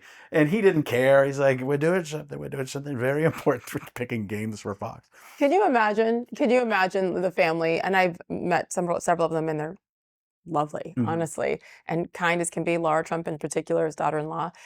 There's times where and I have never talked about this with them, but where they're like, oh no, don't say it, don't say it. Yeah. Oh, he said it. Yeah. Oh, he said it. And sometimes, like, I think people want you as president to say what you mean. And that's not who he is. That's not who he is. He will say what he feels like saying. And then many others on both sides, it doesn't matter. They say what they think they're supposed to say at that moment, knowing full well they're not going to do it. Right. So that's the problem with Well, politics they think in people general. who say Trump they're like, they act like he's the first politician ever to not tell the truth on something or evade a question. I'm like, go back and look. Everybody. You go back and look at some of these stories of people. And he was a businessman before. Yes, and a brilliant one. And a lot of business people do a lot of crappy stuff. Cutthroat. yeah. Exactly. Have you ever been canceled? Yeah, I've been hit, but you got to be. I was at the height of popularity. I had some things come at me, and I would just, it's one of those things where you lay low for a while. Like it's hard because Very. people are coming after you forever. Like you feel like you can't. um, you don't know, you don't think you'll ever get out of it. I've had other people call me about stuff like somebody said I caused a problem or piled on something. I don't want to say who it was because I don't want to bring it back, but it was a friend of mine. Like, you know what, you're right. I should have been careful about that. I was making fun of you, and I was like, you know. And I got a little offended that the person called me, and I also liked the person, so I was like, and this wasn't Gruden, by the way. It was somebody different, and I was like, yeah, and I was kind of torn. But I do tend to stay away from if somebody like the Romo stuff went down. I don't know Tony Romo that well, but I really like to see it all play out before everything. Yes. Before the video of him is not great. No. But I'd like to see that play out before they called that early. Mm-hmm. Like, he's not doing games for the first few weeks at least of preseason. He wouldn't be. They've already said JJ Watt's going to step in for him with Jim Nantz and Tracy Wilson, and that means that he's not going into the season. Right. Now, I have I just would like to see.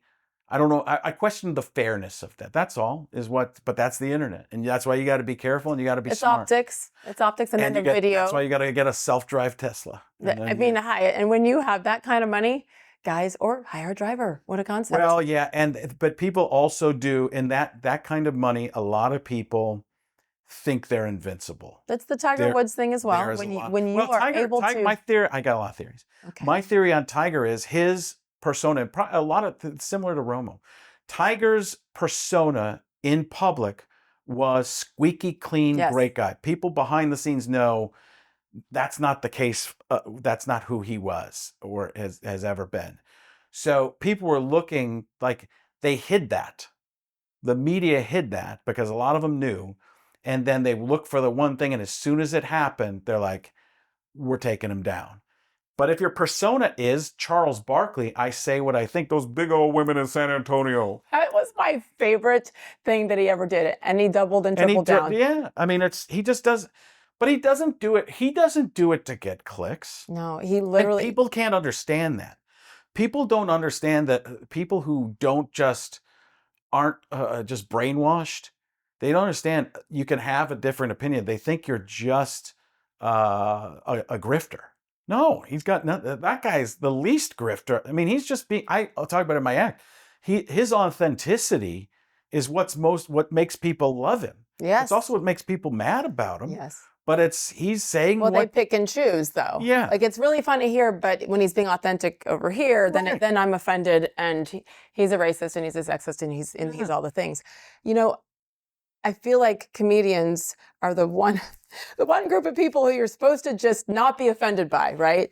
And so when you talk about cancellation, I assume that near cancellation or whatever you want to call it, it was because of something you said in it during a bit, right? Yeah. Am I using the right terminology? I mean, I've had a couple of those, yeah. Yeah, but you're supposed to joke. You're supposed to give people a hard time. Yeah. What is that line for comedians? Or how do you I think it's straddle different it? for everybody, and I don't even know. I don't know. I just play it super safe to the point where I become less popular.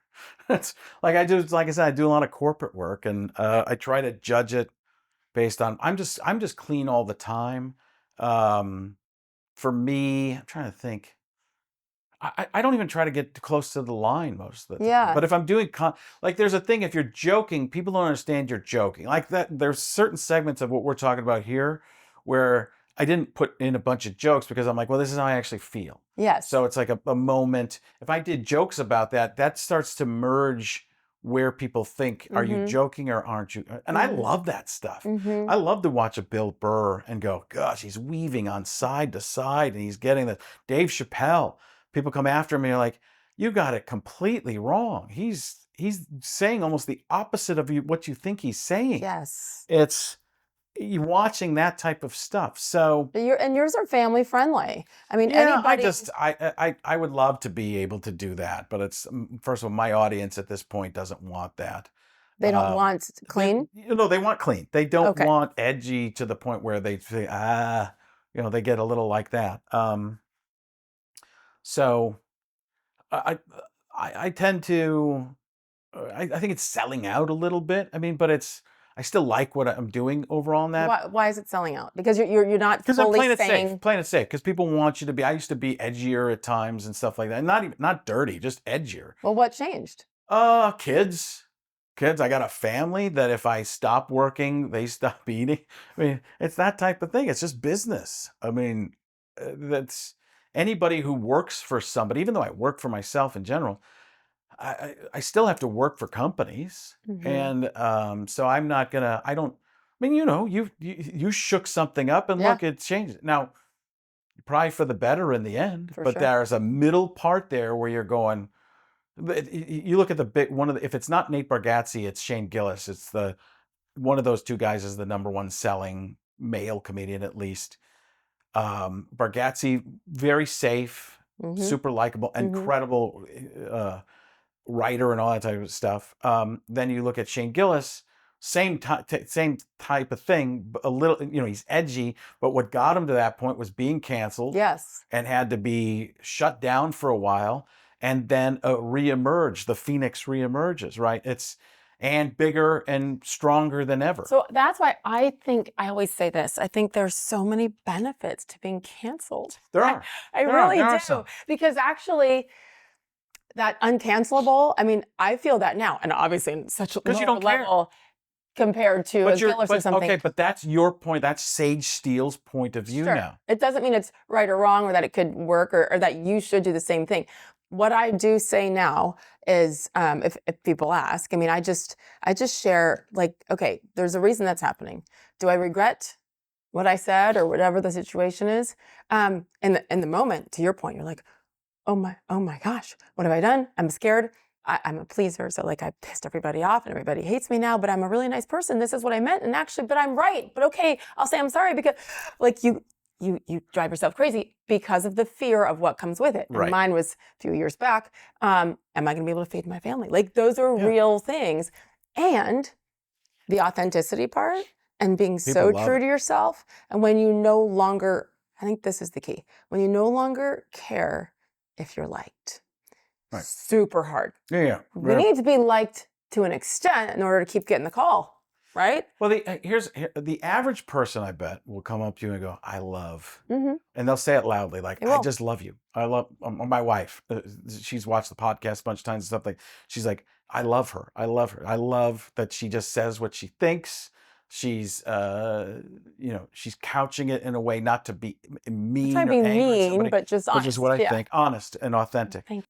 But people will come up to you, the average person, probably, and maybe some people don't like you too, and they might be loud about that, whatever. They're never loud. They just side-eye. Okay. I'm like, bring it. Come over, say it to my face, but they never do. But I'll bet you that there are people who are famous, lots of famous people or known people, whatever, who come to you and go, I really like what you're doing. Yeah. I can't say it. I can't say it, but I really thank you. And then they go on, and you understand that they can't.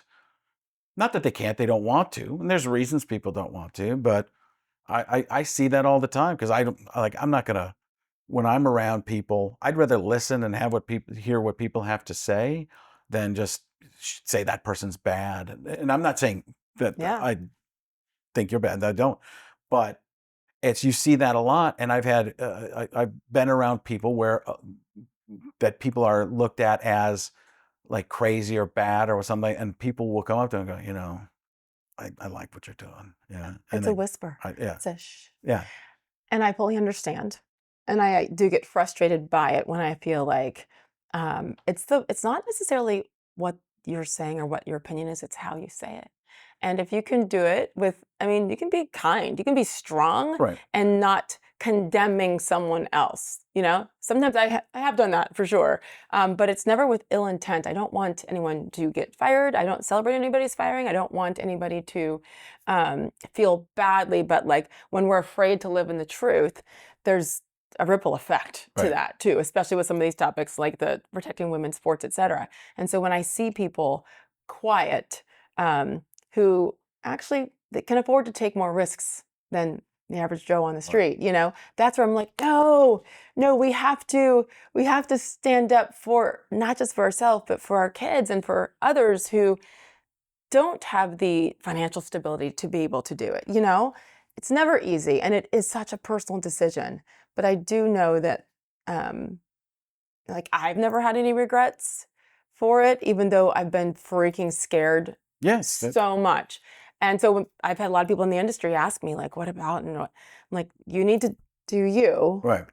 Don't listen to me. I will tell you that there's so much, this is my answer to them, there's so much positivity on the other side when you take a chance on yourself and fully believe it, and you can do it with kindness. You know Right. what I mean? Well, you also have to get ready to be labeled something you aren't. Oh, yeah. Because you get labeled as this crazy right wing Right-wing, type, yes. and you're going.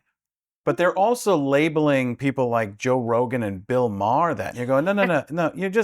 You're not listening to the whole conversation. Like that's the way you have to, understand for yourself. You go, that's just, and these are the people that aren't supposed to be labeling anybody. Like, Exactly. but not care about I like. point out that's where I try to crush, not try to crush. I will crush you. Like if you have preached about that and tolerance and acceptance and love and that, only if you think like this. But if Right. you're over here, then you must die. Right. Or you're a right-wing nut job and should be put in a padded cell. You know, like that's where I go, okay, well, which one, guys? Just be consistent.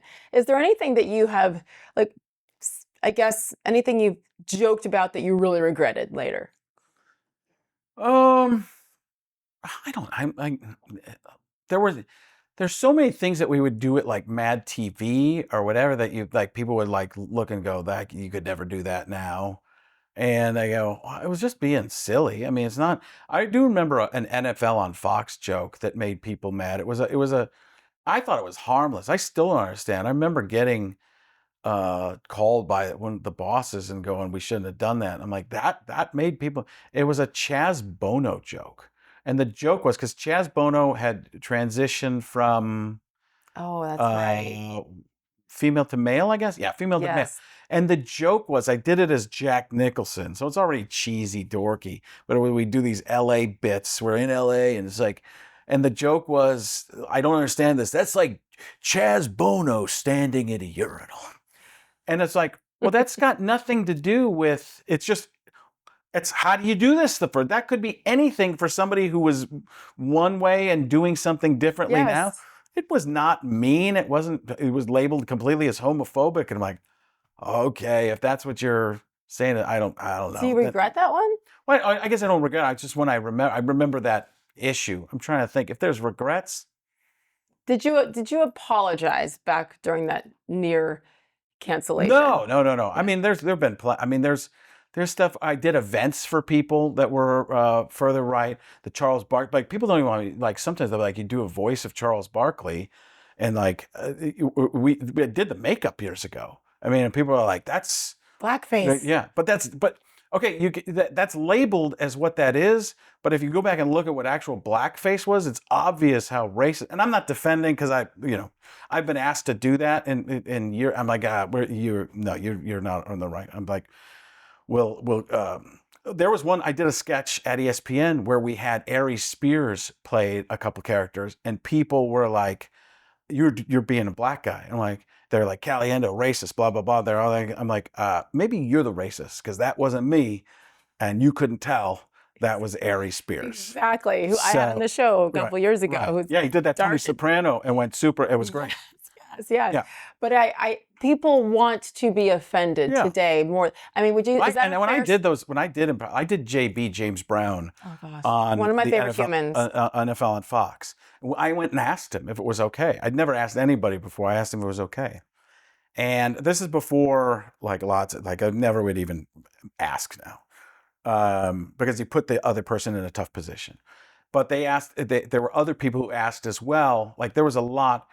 I'm gonna compare this to something that might seem like it's nowhere near as important, but and I can't think of the name right now, which is awful. Quarterback kneeling. Oh. Colin Kaepernick, yeah. So Colin Kaepernick, the thing Colin Kaepernick said, well, I asked around to see if this was okay and what would be a way to do this. And all right, so this is that. I said, I asked a bunch of people, not white people, I asked people of color and black people. And the thing is, if you do it right, it's okay. That was at the time the way of thinking, but you better get it right. So I actually asked JB, and there were certain things he asked me not to do, and I didn't do them. Even though the makeup was like, if you do this, it'll look more real. And I was like, he told me not to. I'm not doing that. So then we did the sketch, and JB thought we got a black actor. It was really good makeup. It was really well done, and he didn't know.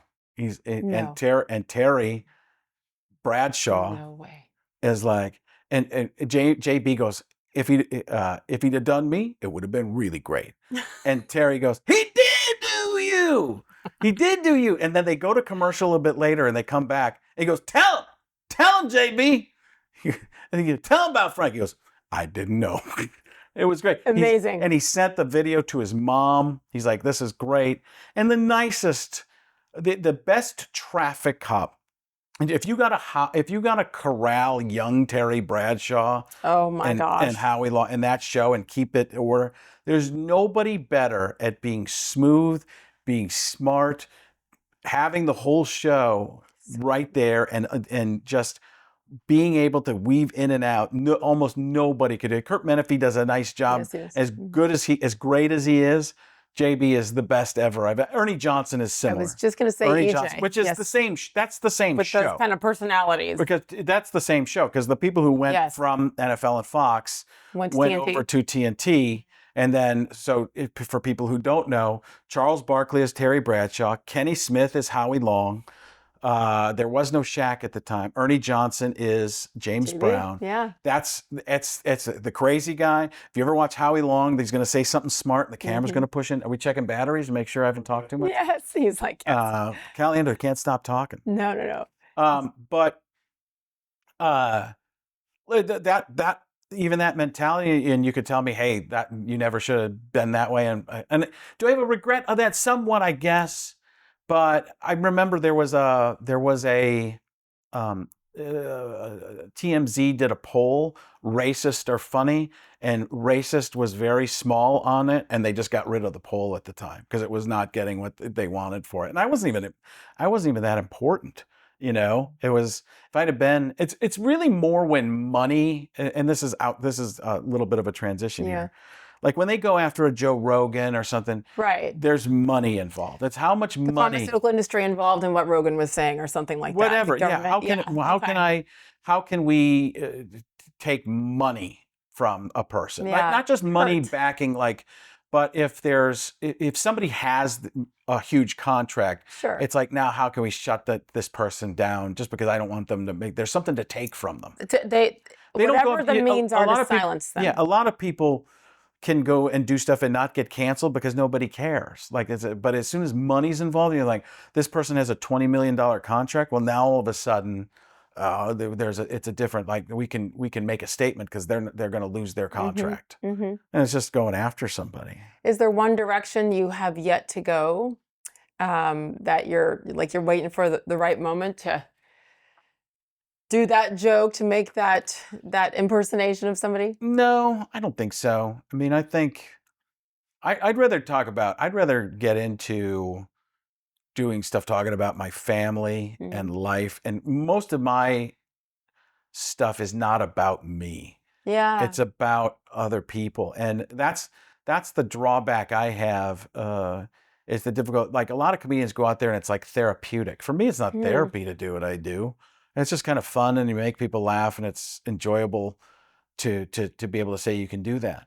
But other people go out and they just talk about their family and have fun with that. People don't really. I mean, I think people get to know me more on this podcast than they would on like 20 years of watching me on TV. That's the goal for me. That's always been the goal too, because people have known you for years, and you've brought so much joy to so many people. And when I had RFK on, or Ari Spears, or whoever it might have been, that's great. And everybody can go look that up and see it. And long after you're gone, they're going to be laughing at all those things. But like, what's here, you know? And with you, it's quite obviously your family. Your kids, your wife, your 150-pound dog, and the other little Shih Tzus as well. Yeah, and it usually made me think of a new term, that's going to sound terrible, Uh-oh. but no, it was, I almost heard jujitsu, but I was thinking a way to do that with jujitsu, but that just sounds racist No, let's do or it. against somebody Let's do else. it. That just sounds Let's like get canceled, Frank. that's, He's a good guy. He's a good guy. you're not helping, you're on my side. Whatever. Yeah, it's doing some stuff about that, the family things. I do work little bits in, like one of the bits I have is I wish I had Morgan Freeman to narrate my life because my wife will ask me questions. The other day she did this. What do you love most about me? And that's when Frank realized he's going to be sleeping on the couch for a while.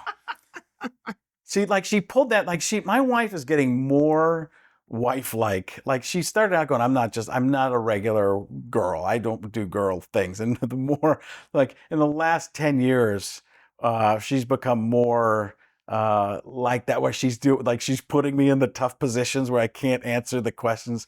It's tested. That's when Frank realized he was being tested, and Frank had failed many times. Oh, and the joke I do is that's when Frank realized this was the Shaw Frank redemption. Shaw Frank redemption. Oh, Morgan Freeman should voice over anything of importance, Yeah, which right? would definitely be your life. Listen, you're about to hit how many years married? 20. My son is 22, so 23. So 23 years. He was born 11 months after we got married. But who's counting? No I one's am, because I always like people to know we were married first for some See? reason. I don't know. Trust me, we're That's married old first. school. That's old school. We did not commit sin. Right, yeah. Well, we did, but it just didn't count. No one needs to know about those sins.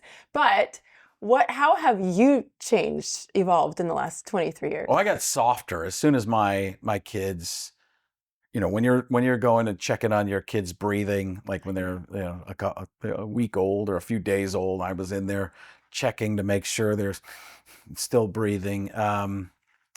It's a little bit. It's interesting because I'm working with a friend of mine, Steve Trevino. We're doing a bunch of shows together, and his show's all about family. And I've heard him talk about some of the things in different situations but it's so funny, the difference between my son and my daughter, how I look at them, and my son wants something. You don't need that. You don't need. Why would you want that?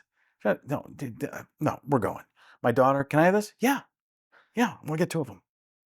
And what does Michelle say? What does your wife say? She thinks I'm a pushover for my daughter, and she's right, because she wants to be the one who just gets everything. Yeah. She goes, "You question me." What about me? Yeah. Well, I go, "Don't treat me like a pet."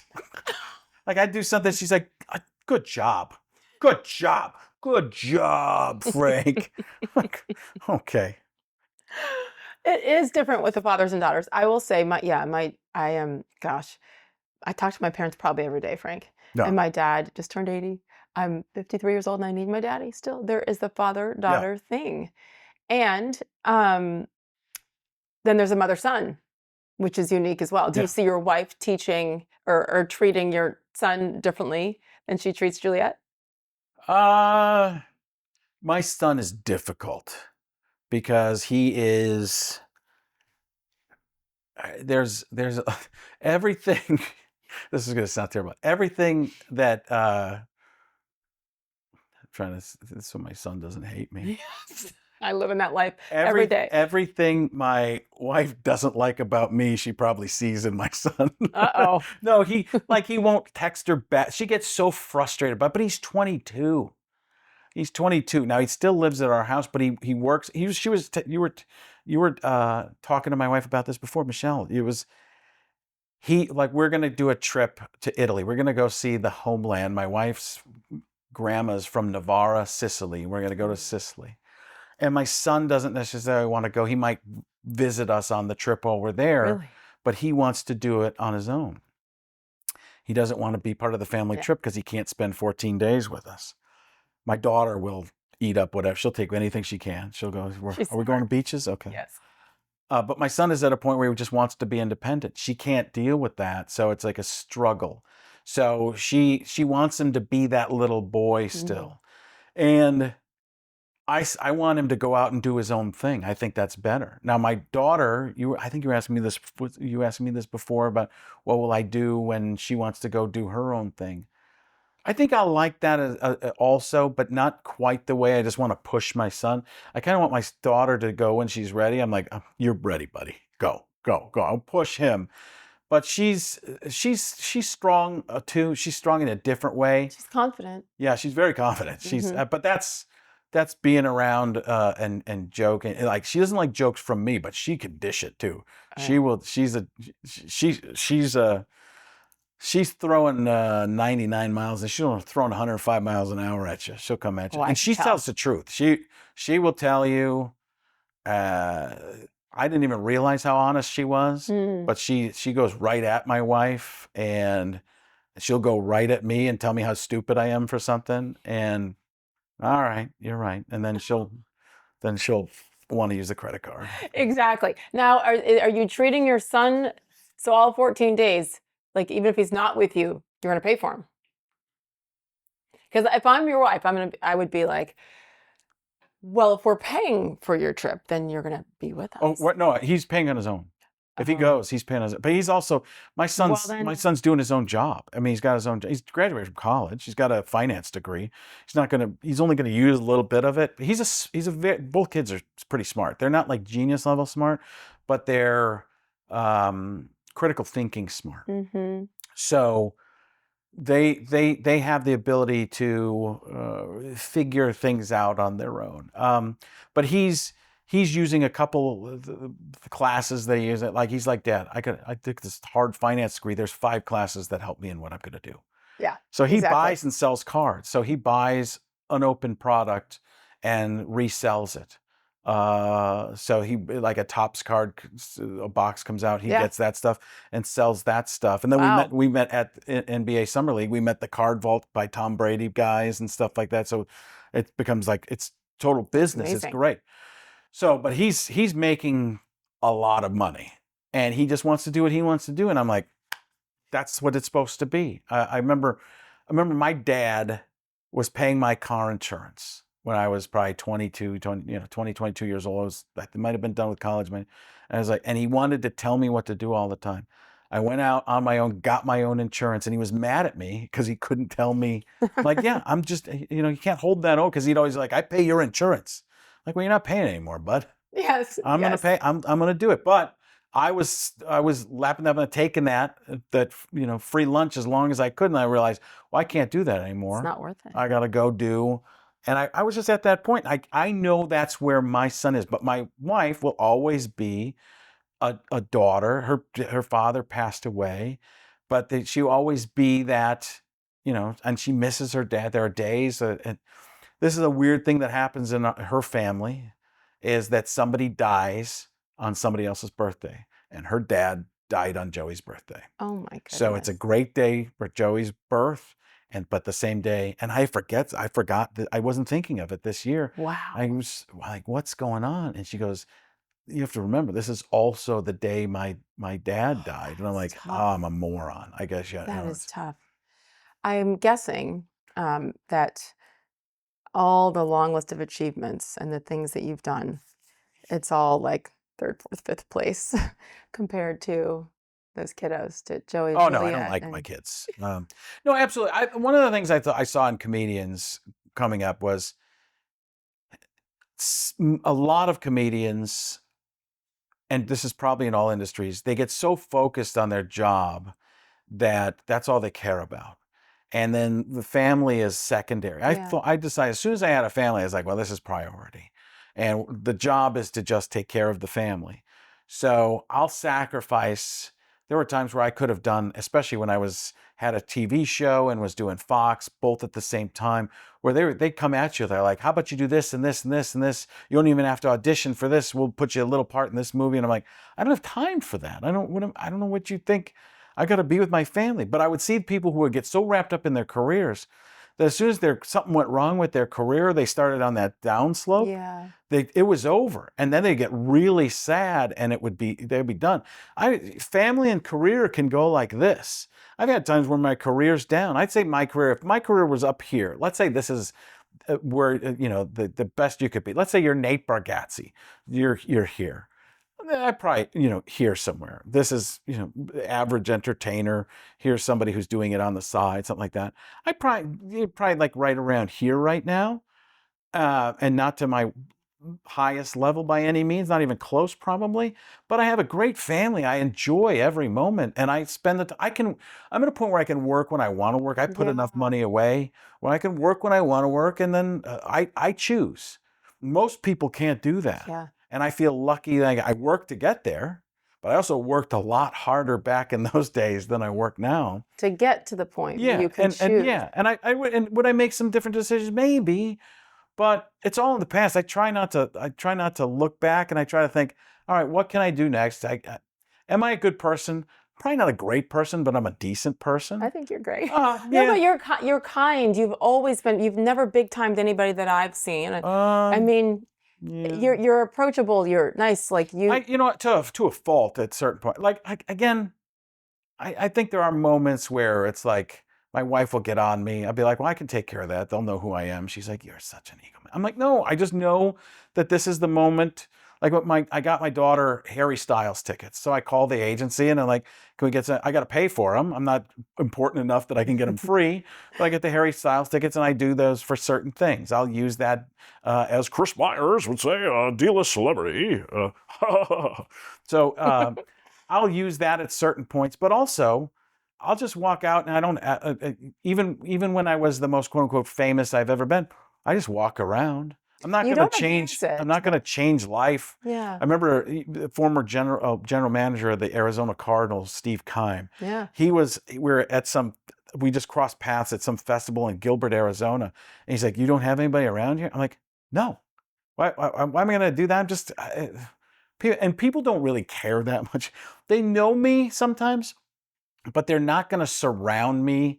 And it's not like if LeBron walked somewhere. Okay, or Tom Cruise went somewhere, and you're just like, or Caitlin Clark. Yeah, it's you need walk security somewhere, and all of a sudden everybody's going to come. They don't care. I mean, I'll have some fans, and it'll be a lot of times it'll be guys, and their wife will be like, "Who's that?"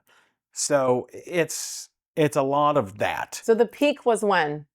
Probably 2007-ish when you started Sports Center. That's not a coincidence. No, I think, obviously. No, probably around there, because I had the TV show on TBS. I was doing NFL on Fox, and people were just, I was getting offers to do all sorts of things. And I hosted some things on TBS or I think it was just TBS at the time. But again, like what I'm going to do is just stretch myself that thin. I don't, and I'm kind of a regular person. I mean, I have this weird ability to do something decently, but I just, in terms of a life, I grew up in the Midwest. I grew up in Waukesha, Wisconsin. My dad was a sales rep for stoves and microwaves and stuff like that to small stores before the big box stores came around. Then he didn't have his job anymore. He ended up being a high school guidance counselor. Wow. But I saw that, and he lost his job when I was a senior in high school, and I'm like, well, I might as well just go for what I want to do. Yeah. Why just do? That's what I tell my kids. And now my kids are fairly well taken care of. I have stuff for them set, so I'm like, do what you want to do. Don't get into something you don't want to. If you're not going to make a ton of money at first, maybe I can have you. I'm not giving you money, but maybe you can work for me too, which is one of the things I'm doing with my daughter. It's like you can do, if you learn the social media stuff, which she already has a better understanding of social media overall than I do. But if you can understand the marketing side of it from the classes and know the business side, you can do that as well. And you can make a supplement of that kind of money. You can do that on the side, or you could be the person, but find out what you really want to do and go that route. And I will help you get in, like F1. She became a huge F1 fan. I'm not even sure why, but my wife says it's because Charles Leclerc is hot. But she loves Charles Leclerc, and I've gotten involved with like the people from the F1 experiences. And we go, and we actually are able to get down there, and she's taking a picture with him and stuff like that. So funny, because I did one of those I never assume I'm going to be able to pull something off for my kids, but we got down. They had turned down some actors that were way bigger than me to be able to get down to the Where? In Vegas. The Vegas F1. Vegas F1. We go to Austin almost every year Yeah. now. So Austin is a little more normal person, Mhm. but they turned down some pretty good actors, and I got the credentials to be able to go down there back behind the scenes. Was she And, dying? Well, she'd already done it. So when she's appreciative and loves it every time. And I don't even know if we'd go if we couldn't. But Yeah. with the F1 Experiences people were the ones who submitted my name, and I'm just kind of amazed because I'm not known in those circles. I mean, you are doing stand, obviously, but the coolest thing is that your kids have witnessed it. They've witnessed the journey. Of course, that's where I abuse it. I abuse it. My kids have met NBA players, NFL players. My daughter has met most of the Avengers. I mean, that's one of my favorite stories. We need to check the battery again. So, Josh Brolin Yeah. used me. He and Oliver Stone watched video of me for the movie W. So Josh Brolin has actually ended up telling me this. He's like, that's me doing you in the movie W. Whoa. So I'd had an interview where I saw this, and I was like, we were at a Comic-Con. It was called Ace Comic-Con in Seattle. And we went there. We went to a couple different ones, but my daughter was hugely into it at the time. So she's 13th birthday. We go to Seattle. We at the Comic-Con. I can get backstage for most, but not, spend a lot of time or anything like that. So Michelle and I, my wife, we go to take a picture with Josh Brolin.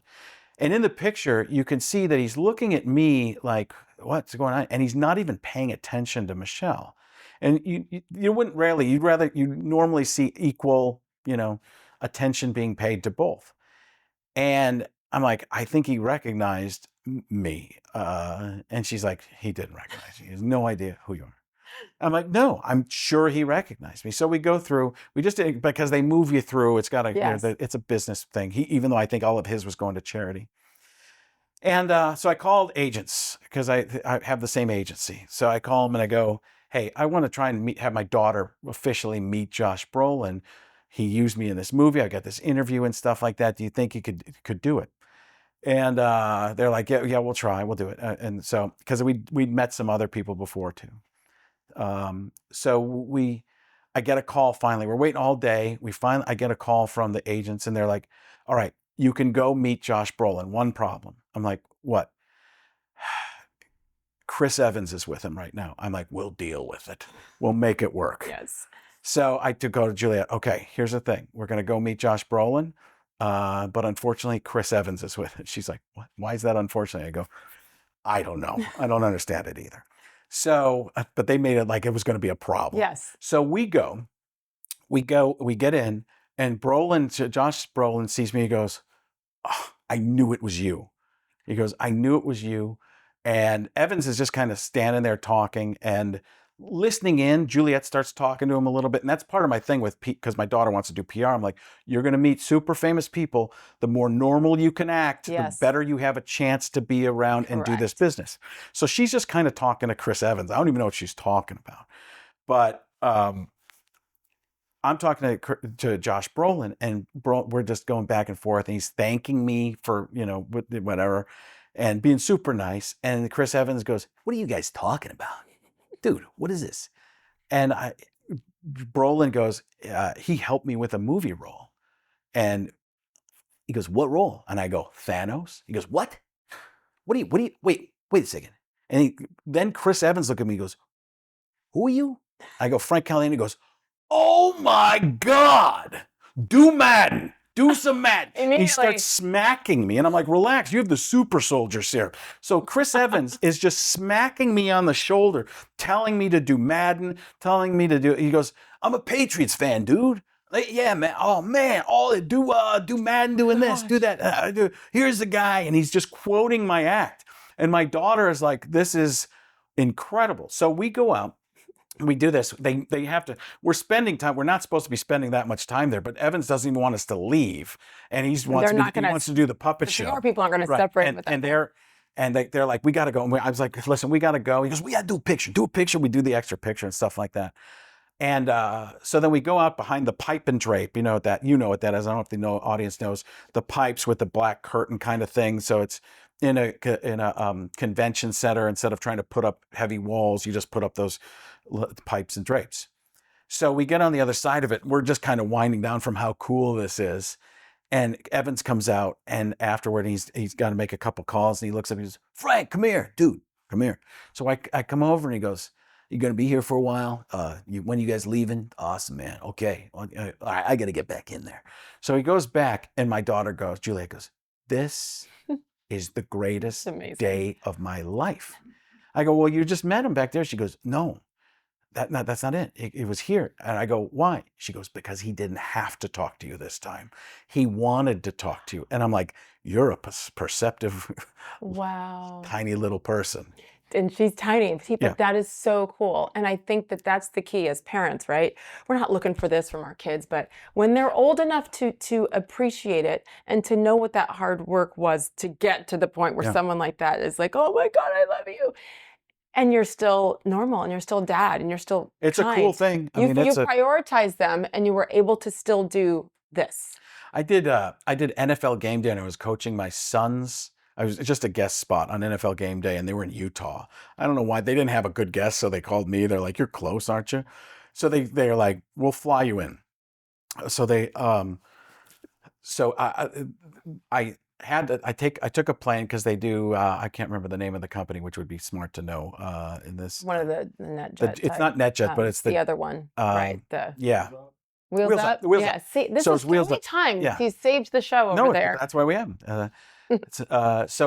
Wheels Up, and they had a turboprop, and I'm like, no, you guys said a jet. Yeah, there's I a go, difference. first of all, turboprop's going to take me an extra hour, and I'm going to get sick.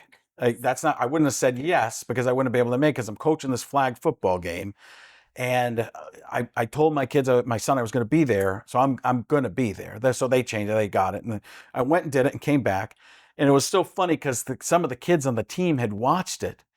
And one of the kids, his name's Quinn. He was the youngest kid on the team, Quinn.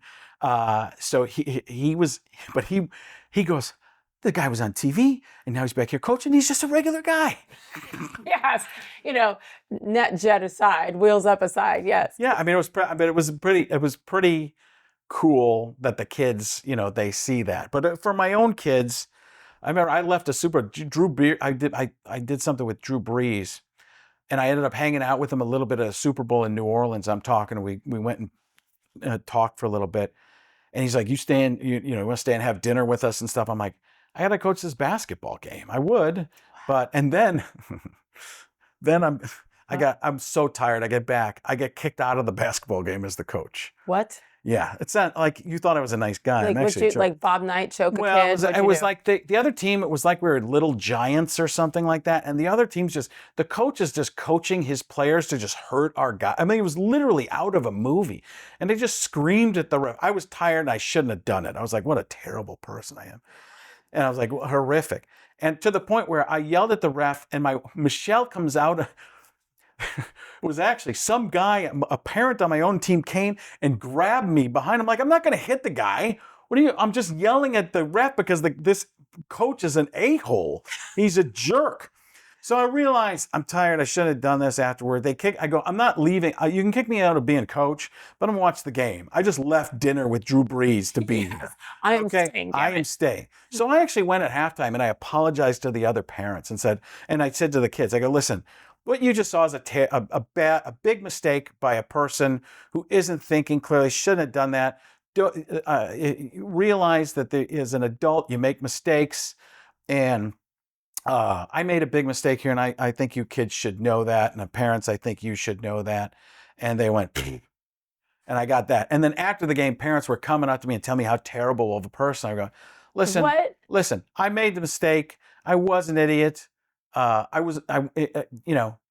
wasn't doing it because I wanted to win. I didn't. I was doing because their kids. One kid literally got thrown to the ground, and he might have a concussion. I take him out of the game, and that same kid whose dad came and held me back for no reason. He wanted his kid to go back in the game. I'm like, something's wrong with it. He's not. He's woozy. No, weirdos. But then they after the game, we're walking out, and my head's down because I feel like a jerk and stuff like that, like just awful. And they're like, you think you're Mr. Big TV? I'm like, no. Mr. Big TV would not have apologized directly and said, I'm an idiot. Mr. TV would have said, you people are all dumb. You don't deserve me. I'm the moron. I made a huge mistake in front of kids. It was the mistake. Yes. And that's a case where I think apology was warranted. Mm-hmm. It's not like one of these things where somebody comes after you and you're getting canceled and you're like, what? This is me legitimately going, that was a moron. No, it's fine. Being we all dumb. have these moments, but the pressure is higher on you. Yeah. And it's going to be you gotta different if it's you. Yes. Do you ever think about, and I have to get you out of here because look what time it is. Holy cow. What did we do? How did we do 2 hours? We started late. How has this young man, because he's younger than me, so therefore he's very young. You're Waukesha, Wisconsin. You're at University of Wisconsin, Milwaukee, Mm-hmm. and you're a broadcasting major with this sportscaster dream someday. Right. And I you're want to at be the next Sage Steele. obviously, and you are at a dance club. Well, I graduated from college because I wanted to get that first. No. It was a dance club where they wanted to do a talent show, and they had me host the talent show that night. But nobody told them they were shutting down the dance club. Nitro was the name of it in Milwaukee. It's amazing. And people want to dance, and that's not all they want to do, right? They don't want to see comedy of any sort. They don't want to see a talent show of just amateurs. So I go up and I'm like, oh, look, I'm Robin Williams. Nobody's laughing. I'm like, no, I'm not. And I realized how bad I was going to be at that because I'd never been really in front of an audience. The guy just had me go try and do it. So that was my first foray into trying to do comedy, and it was the wrong situation. Then I graduated. I was just about done. I was just about to graduate from college. I went up at a place called the Milwaukee Comedy Club or something. It was an offshoot little club in Milwaukee, not the good club. And I went up and did a little bit, and it worked somewhat. And then people started talking about me. And I went up at this other club, and they're like, we want you to work right away. I was like, really? I'm like, I have 4 minutes. They're like, stretch it. They're like, do whatever, but just do those impressions because people are going crazy for this. And then I went on the radio and I actually sold tickets it was almost the predecessor to like social media, where somebody's on social media and they have this talent, but they have no way of doing they don't understand how to do a live show. So I was kind of like that. Wow. But a smaller scale. So I just started doing comedy. I got into it. And then I graduated because I just wanted to have the degree. I wanted that safety. I didn't know what to do with it. And by the way, to sidetrack, which is what I normally do, my favorite professor wasn't even a professor, but he was a teacher. He taught critical thinking mass media. And the best thing he ever did was, he goes, I'm a liberal professor. He goes, I come from this is where I think, so you know my point of view and stuff like that. But you can never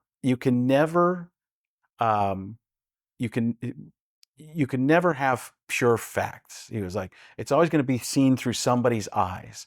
No matter what you do, 4 people can watch an accident, and there are going to be 4 different stories about what happened. But he was this great, one of my favorite teachers of all time, because everything was just out there and in front of you. Yeah. And he said, but it was critical thinking. He goes, don't trust what you read. Go look the backstory on everything. And it was just, he was just Smart. great. He taught me a lot in terms of, hey, don't just, and I think I kind of had a little bit of that in me, but he reaffirmed it and made me go, okay, 100%. Don't just believe everything you hear until AI comes around, and then believe everything and look like an idiot until your kids point out to you. So I go back, I finish school, and then I get hit up by a college agent who says, you should be on the college market. You're 22 years old. His name's Joey Edmonds. That's how he talked. So he's like, I get out and I start doing colleges. I book colleges. Instead of working for $50 a night, I'm making $750 a night doing all these colleges because they have to fill this with their reserved money, whatever they have. It, you know, a certain amount gets put away for entertainment. So you're doing terrible, like in the student union or doing a lunch or something, but you're making really good money being just beginning. I was only a year in.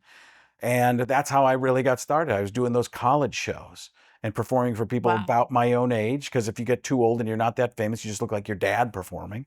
So I'm doing that. I'm traveling all over the country by myself. And then I meet a manager in LA.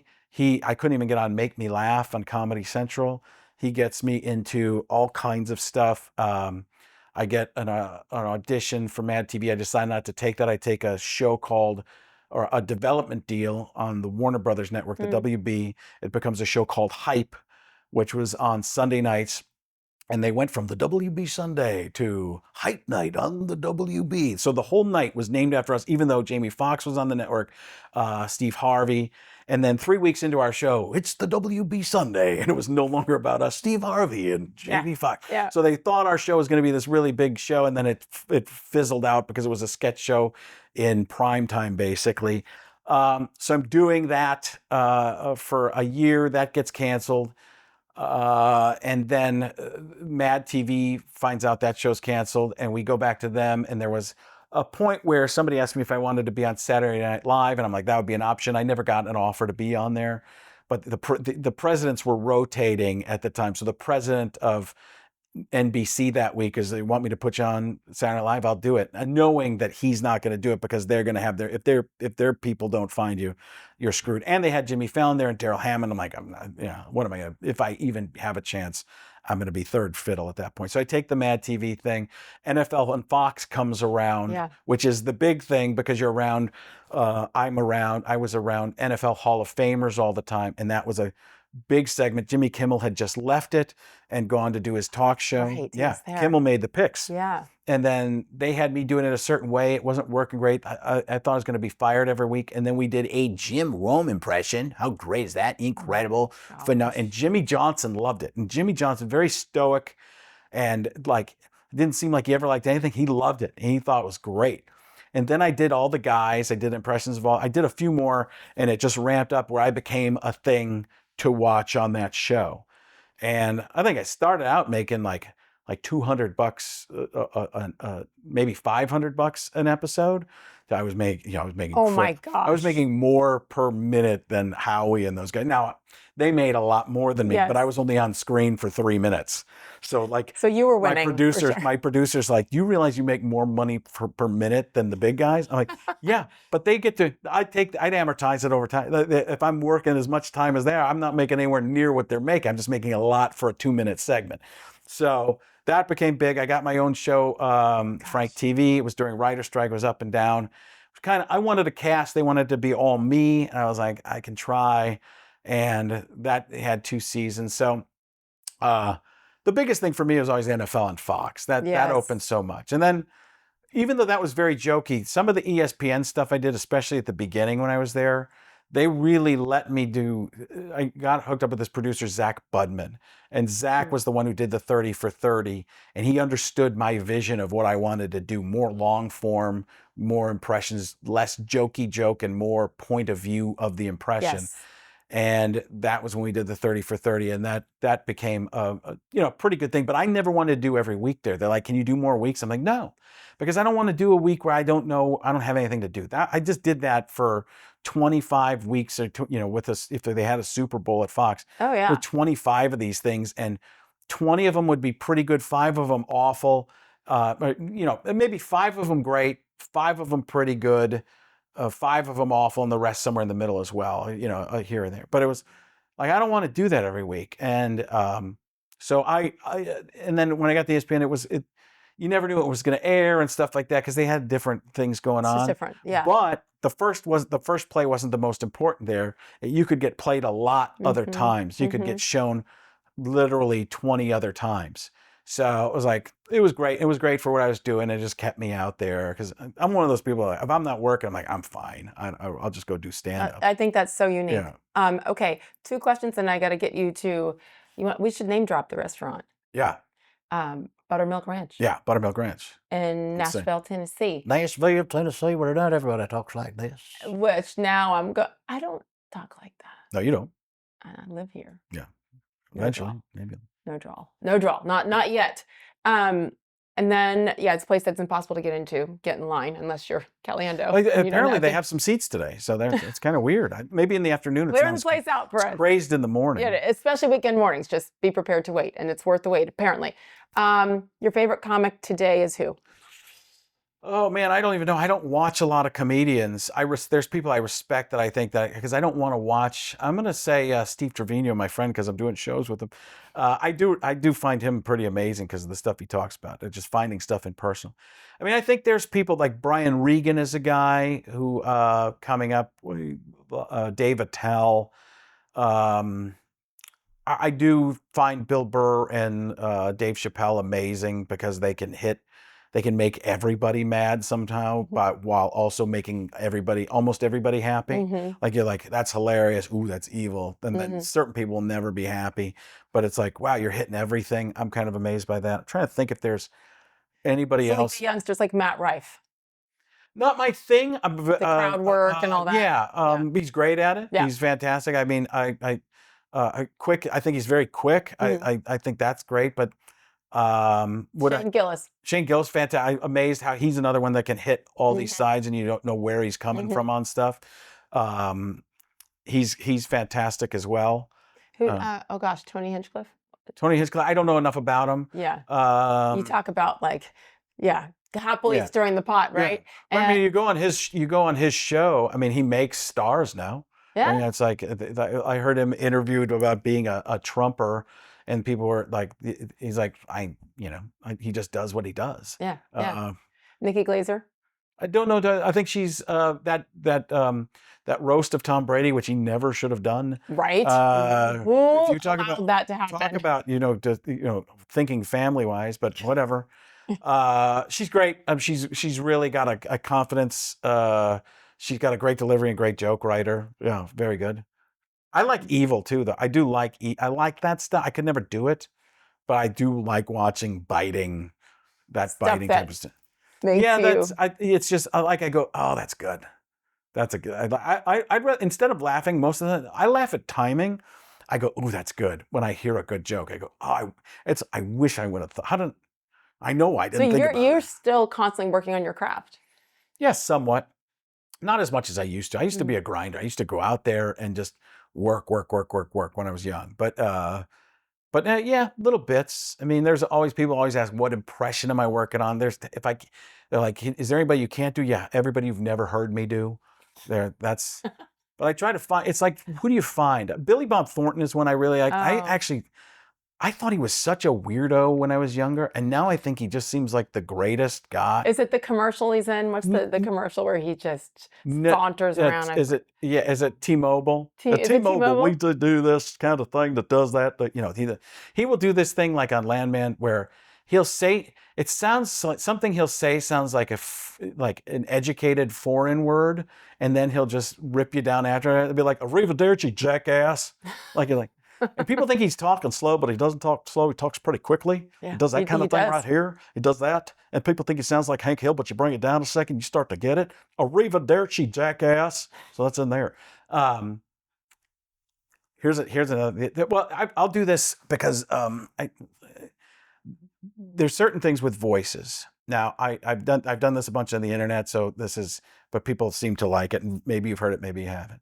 But there's two voices I mainly use to try and find different people's voices, and they're Muppet voices. Muppet voices are constructed voices; they're not natural voices. So Kermit the Frog is a Jim Henson voice. Hi ho, Kermit the Frog here, and then Fozzie Bear, which is Frank Oz. Ha waka waka waka. They're also Bert and Ernie. Oh, Bert, Ernie, right?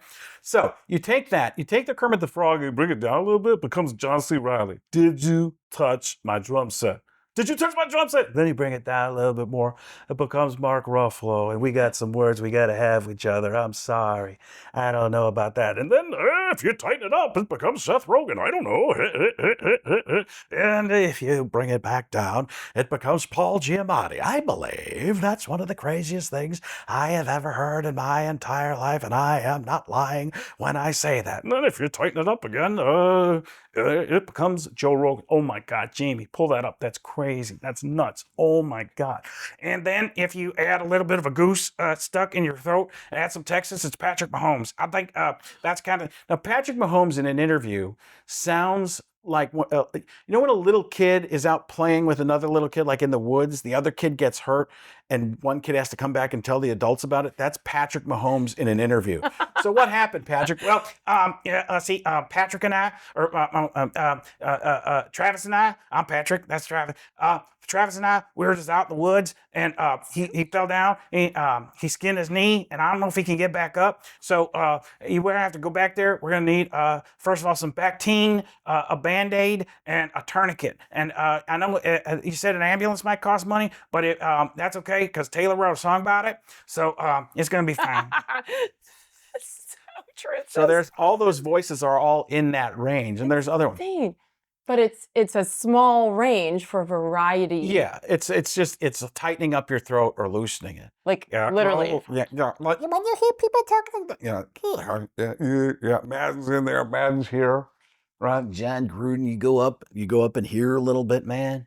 People ask, why do I do the faces? Well, two things. One, I call it the pizza slice. So there's a line across the eyebrows and a dot down at the chin. That's the triangle that tells you who you're doing. So if I'm doing George W. Bush, I'm in the middle there. If I'm doing Donald Trump, people say, why do you do the lips like you're looking into an aquarium and mimicking the fish? Why do you do that? Because that's how he forms his words, right? The mouth tells you how the person talks. The eyes tell you how the person thinks. So if the mouth is there, If I just did the Donald Trump and I'm talking like this and I'm talking and I'm saying tremendous things, you don't have. But now, if I add the eyes and I'm thinking and you see what's behind the curtain and you say, there's so many fantastic thoughts, so many great thoughts. or Joe Biden, Folks, come on. We're doing the guy with the thing. Roger Young Man over Scrap, Pennsylvania. You know the deal? Come on. What are we doing?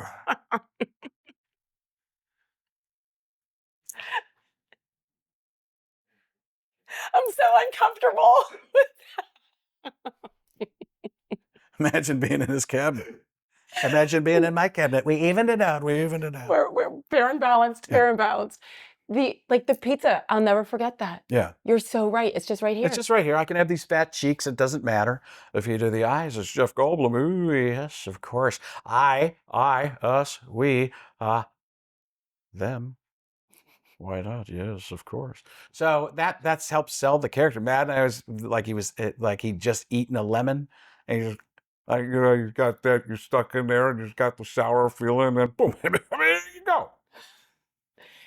As we say goodbye, you're not your best necessarily, which they're all fabulous. We're going to do a tremendous ending. Favorite. We're probably going to do the best ending. Folks, come on. Who knew we were going to end? I mean, we're just trying to get from. I didn't know we started.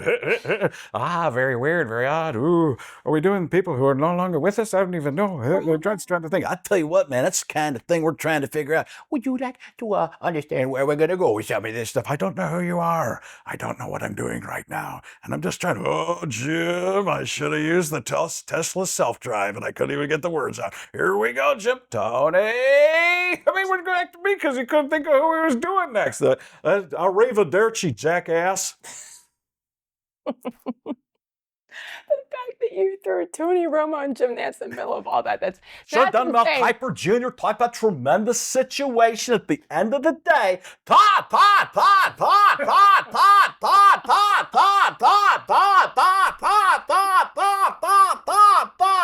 Like Dizzy Gillespie playing the trumpet while also putting the wind in his cheeks to use the airflow to go through the trumpet and never pause. By the way, Kiper did call me after I did the first Kiper. People are like, he's got to hate you. He calls me. He's like, the entire Kiper family watching on TV, doing a tremendous job. Hey, Frank, I've never been to Las Vegas. I know you did a little bit of a residency there. What are you doing? What's going on? Is the Blue Man Group, are they actually blue people? Is that what they are? Because I don't know. I've never seen a giant blue person, although I guess there's a movie called Avatar, but I haven't seen it. At the end of the day, I'm wondering if these blue people playing the drums, using the toilet paper out in the audience, playing with the fluorescent paint, and doing the the marshmallow sculpture coming out of the guy's mouth. At the end of the day, if those aren't real people, I don't know if I would believe in aliens or not. All right. So Your son just looked at me the whole time. Like, what a my weirdo. son Yeah. is in awe of all of this. As am I. You know, has anybody asked you to do the Sage Steele? I was gonna. Okay. No, it's You do a lot of this. It's the, And then I could never pull it off, right? awkward, Yeah, uncomfortable. I'm not flexible enough to be. No, not really. I We're too I difficult. worked on a Kamala Harris for like a month. Oh, that. Yeah, and that's in there, and just really good grading. As the president of the United States. Something like that. Yeah, And yeah, oh yeah, a little, yeah. You're using a full throat, yeah. Yeah. Got in there. Yeah. As the president of the United States was a United States president. That's her. That's my girl. Thank you. Yeah, no, thank you. Thank you so much for the time and No, absolutely. This is awesome.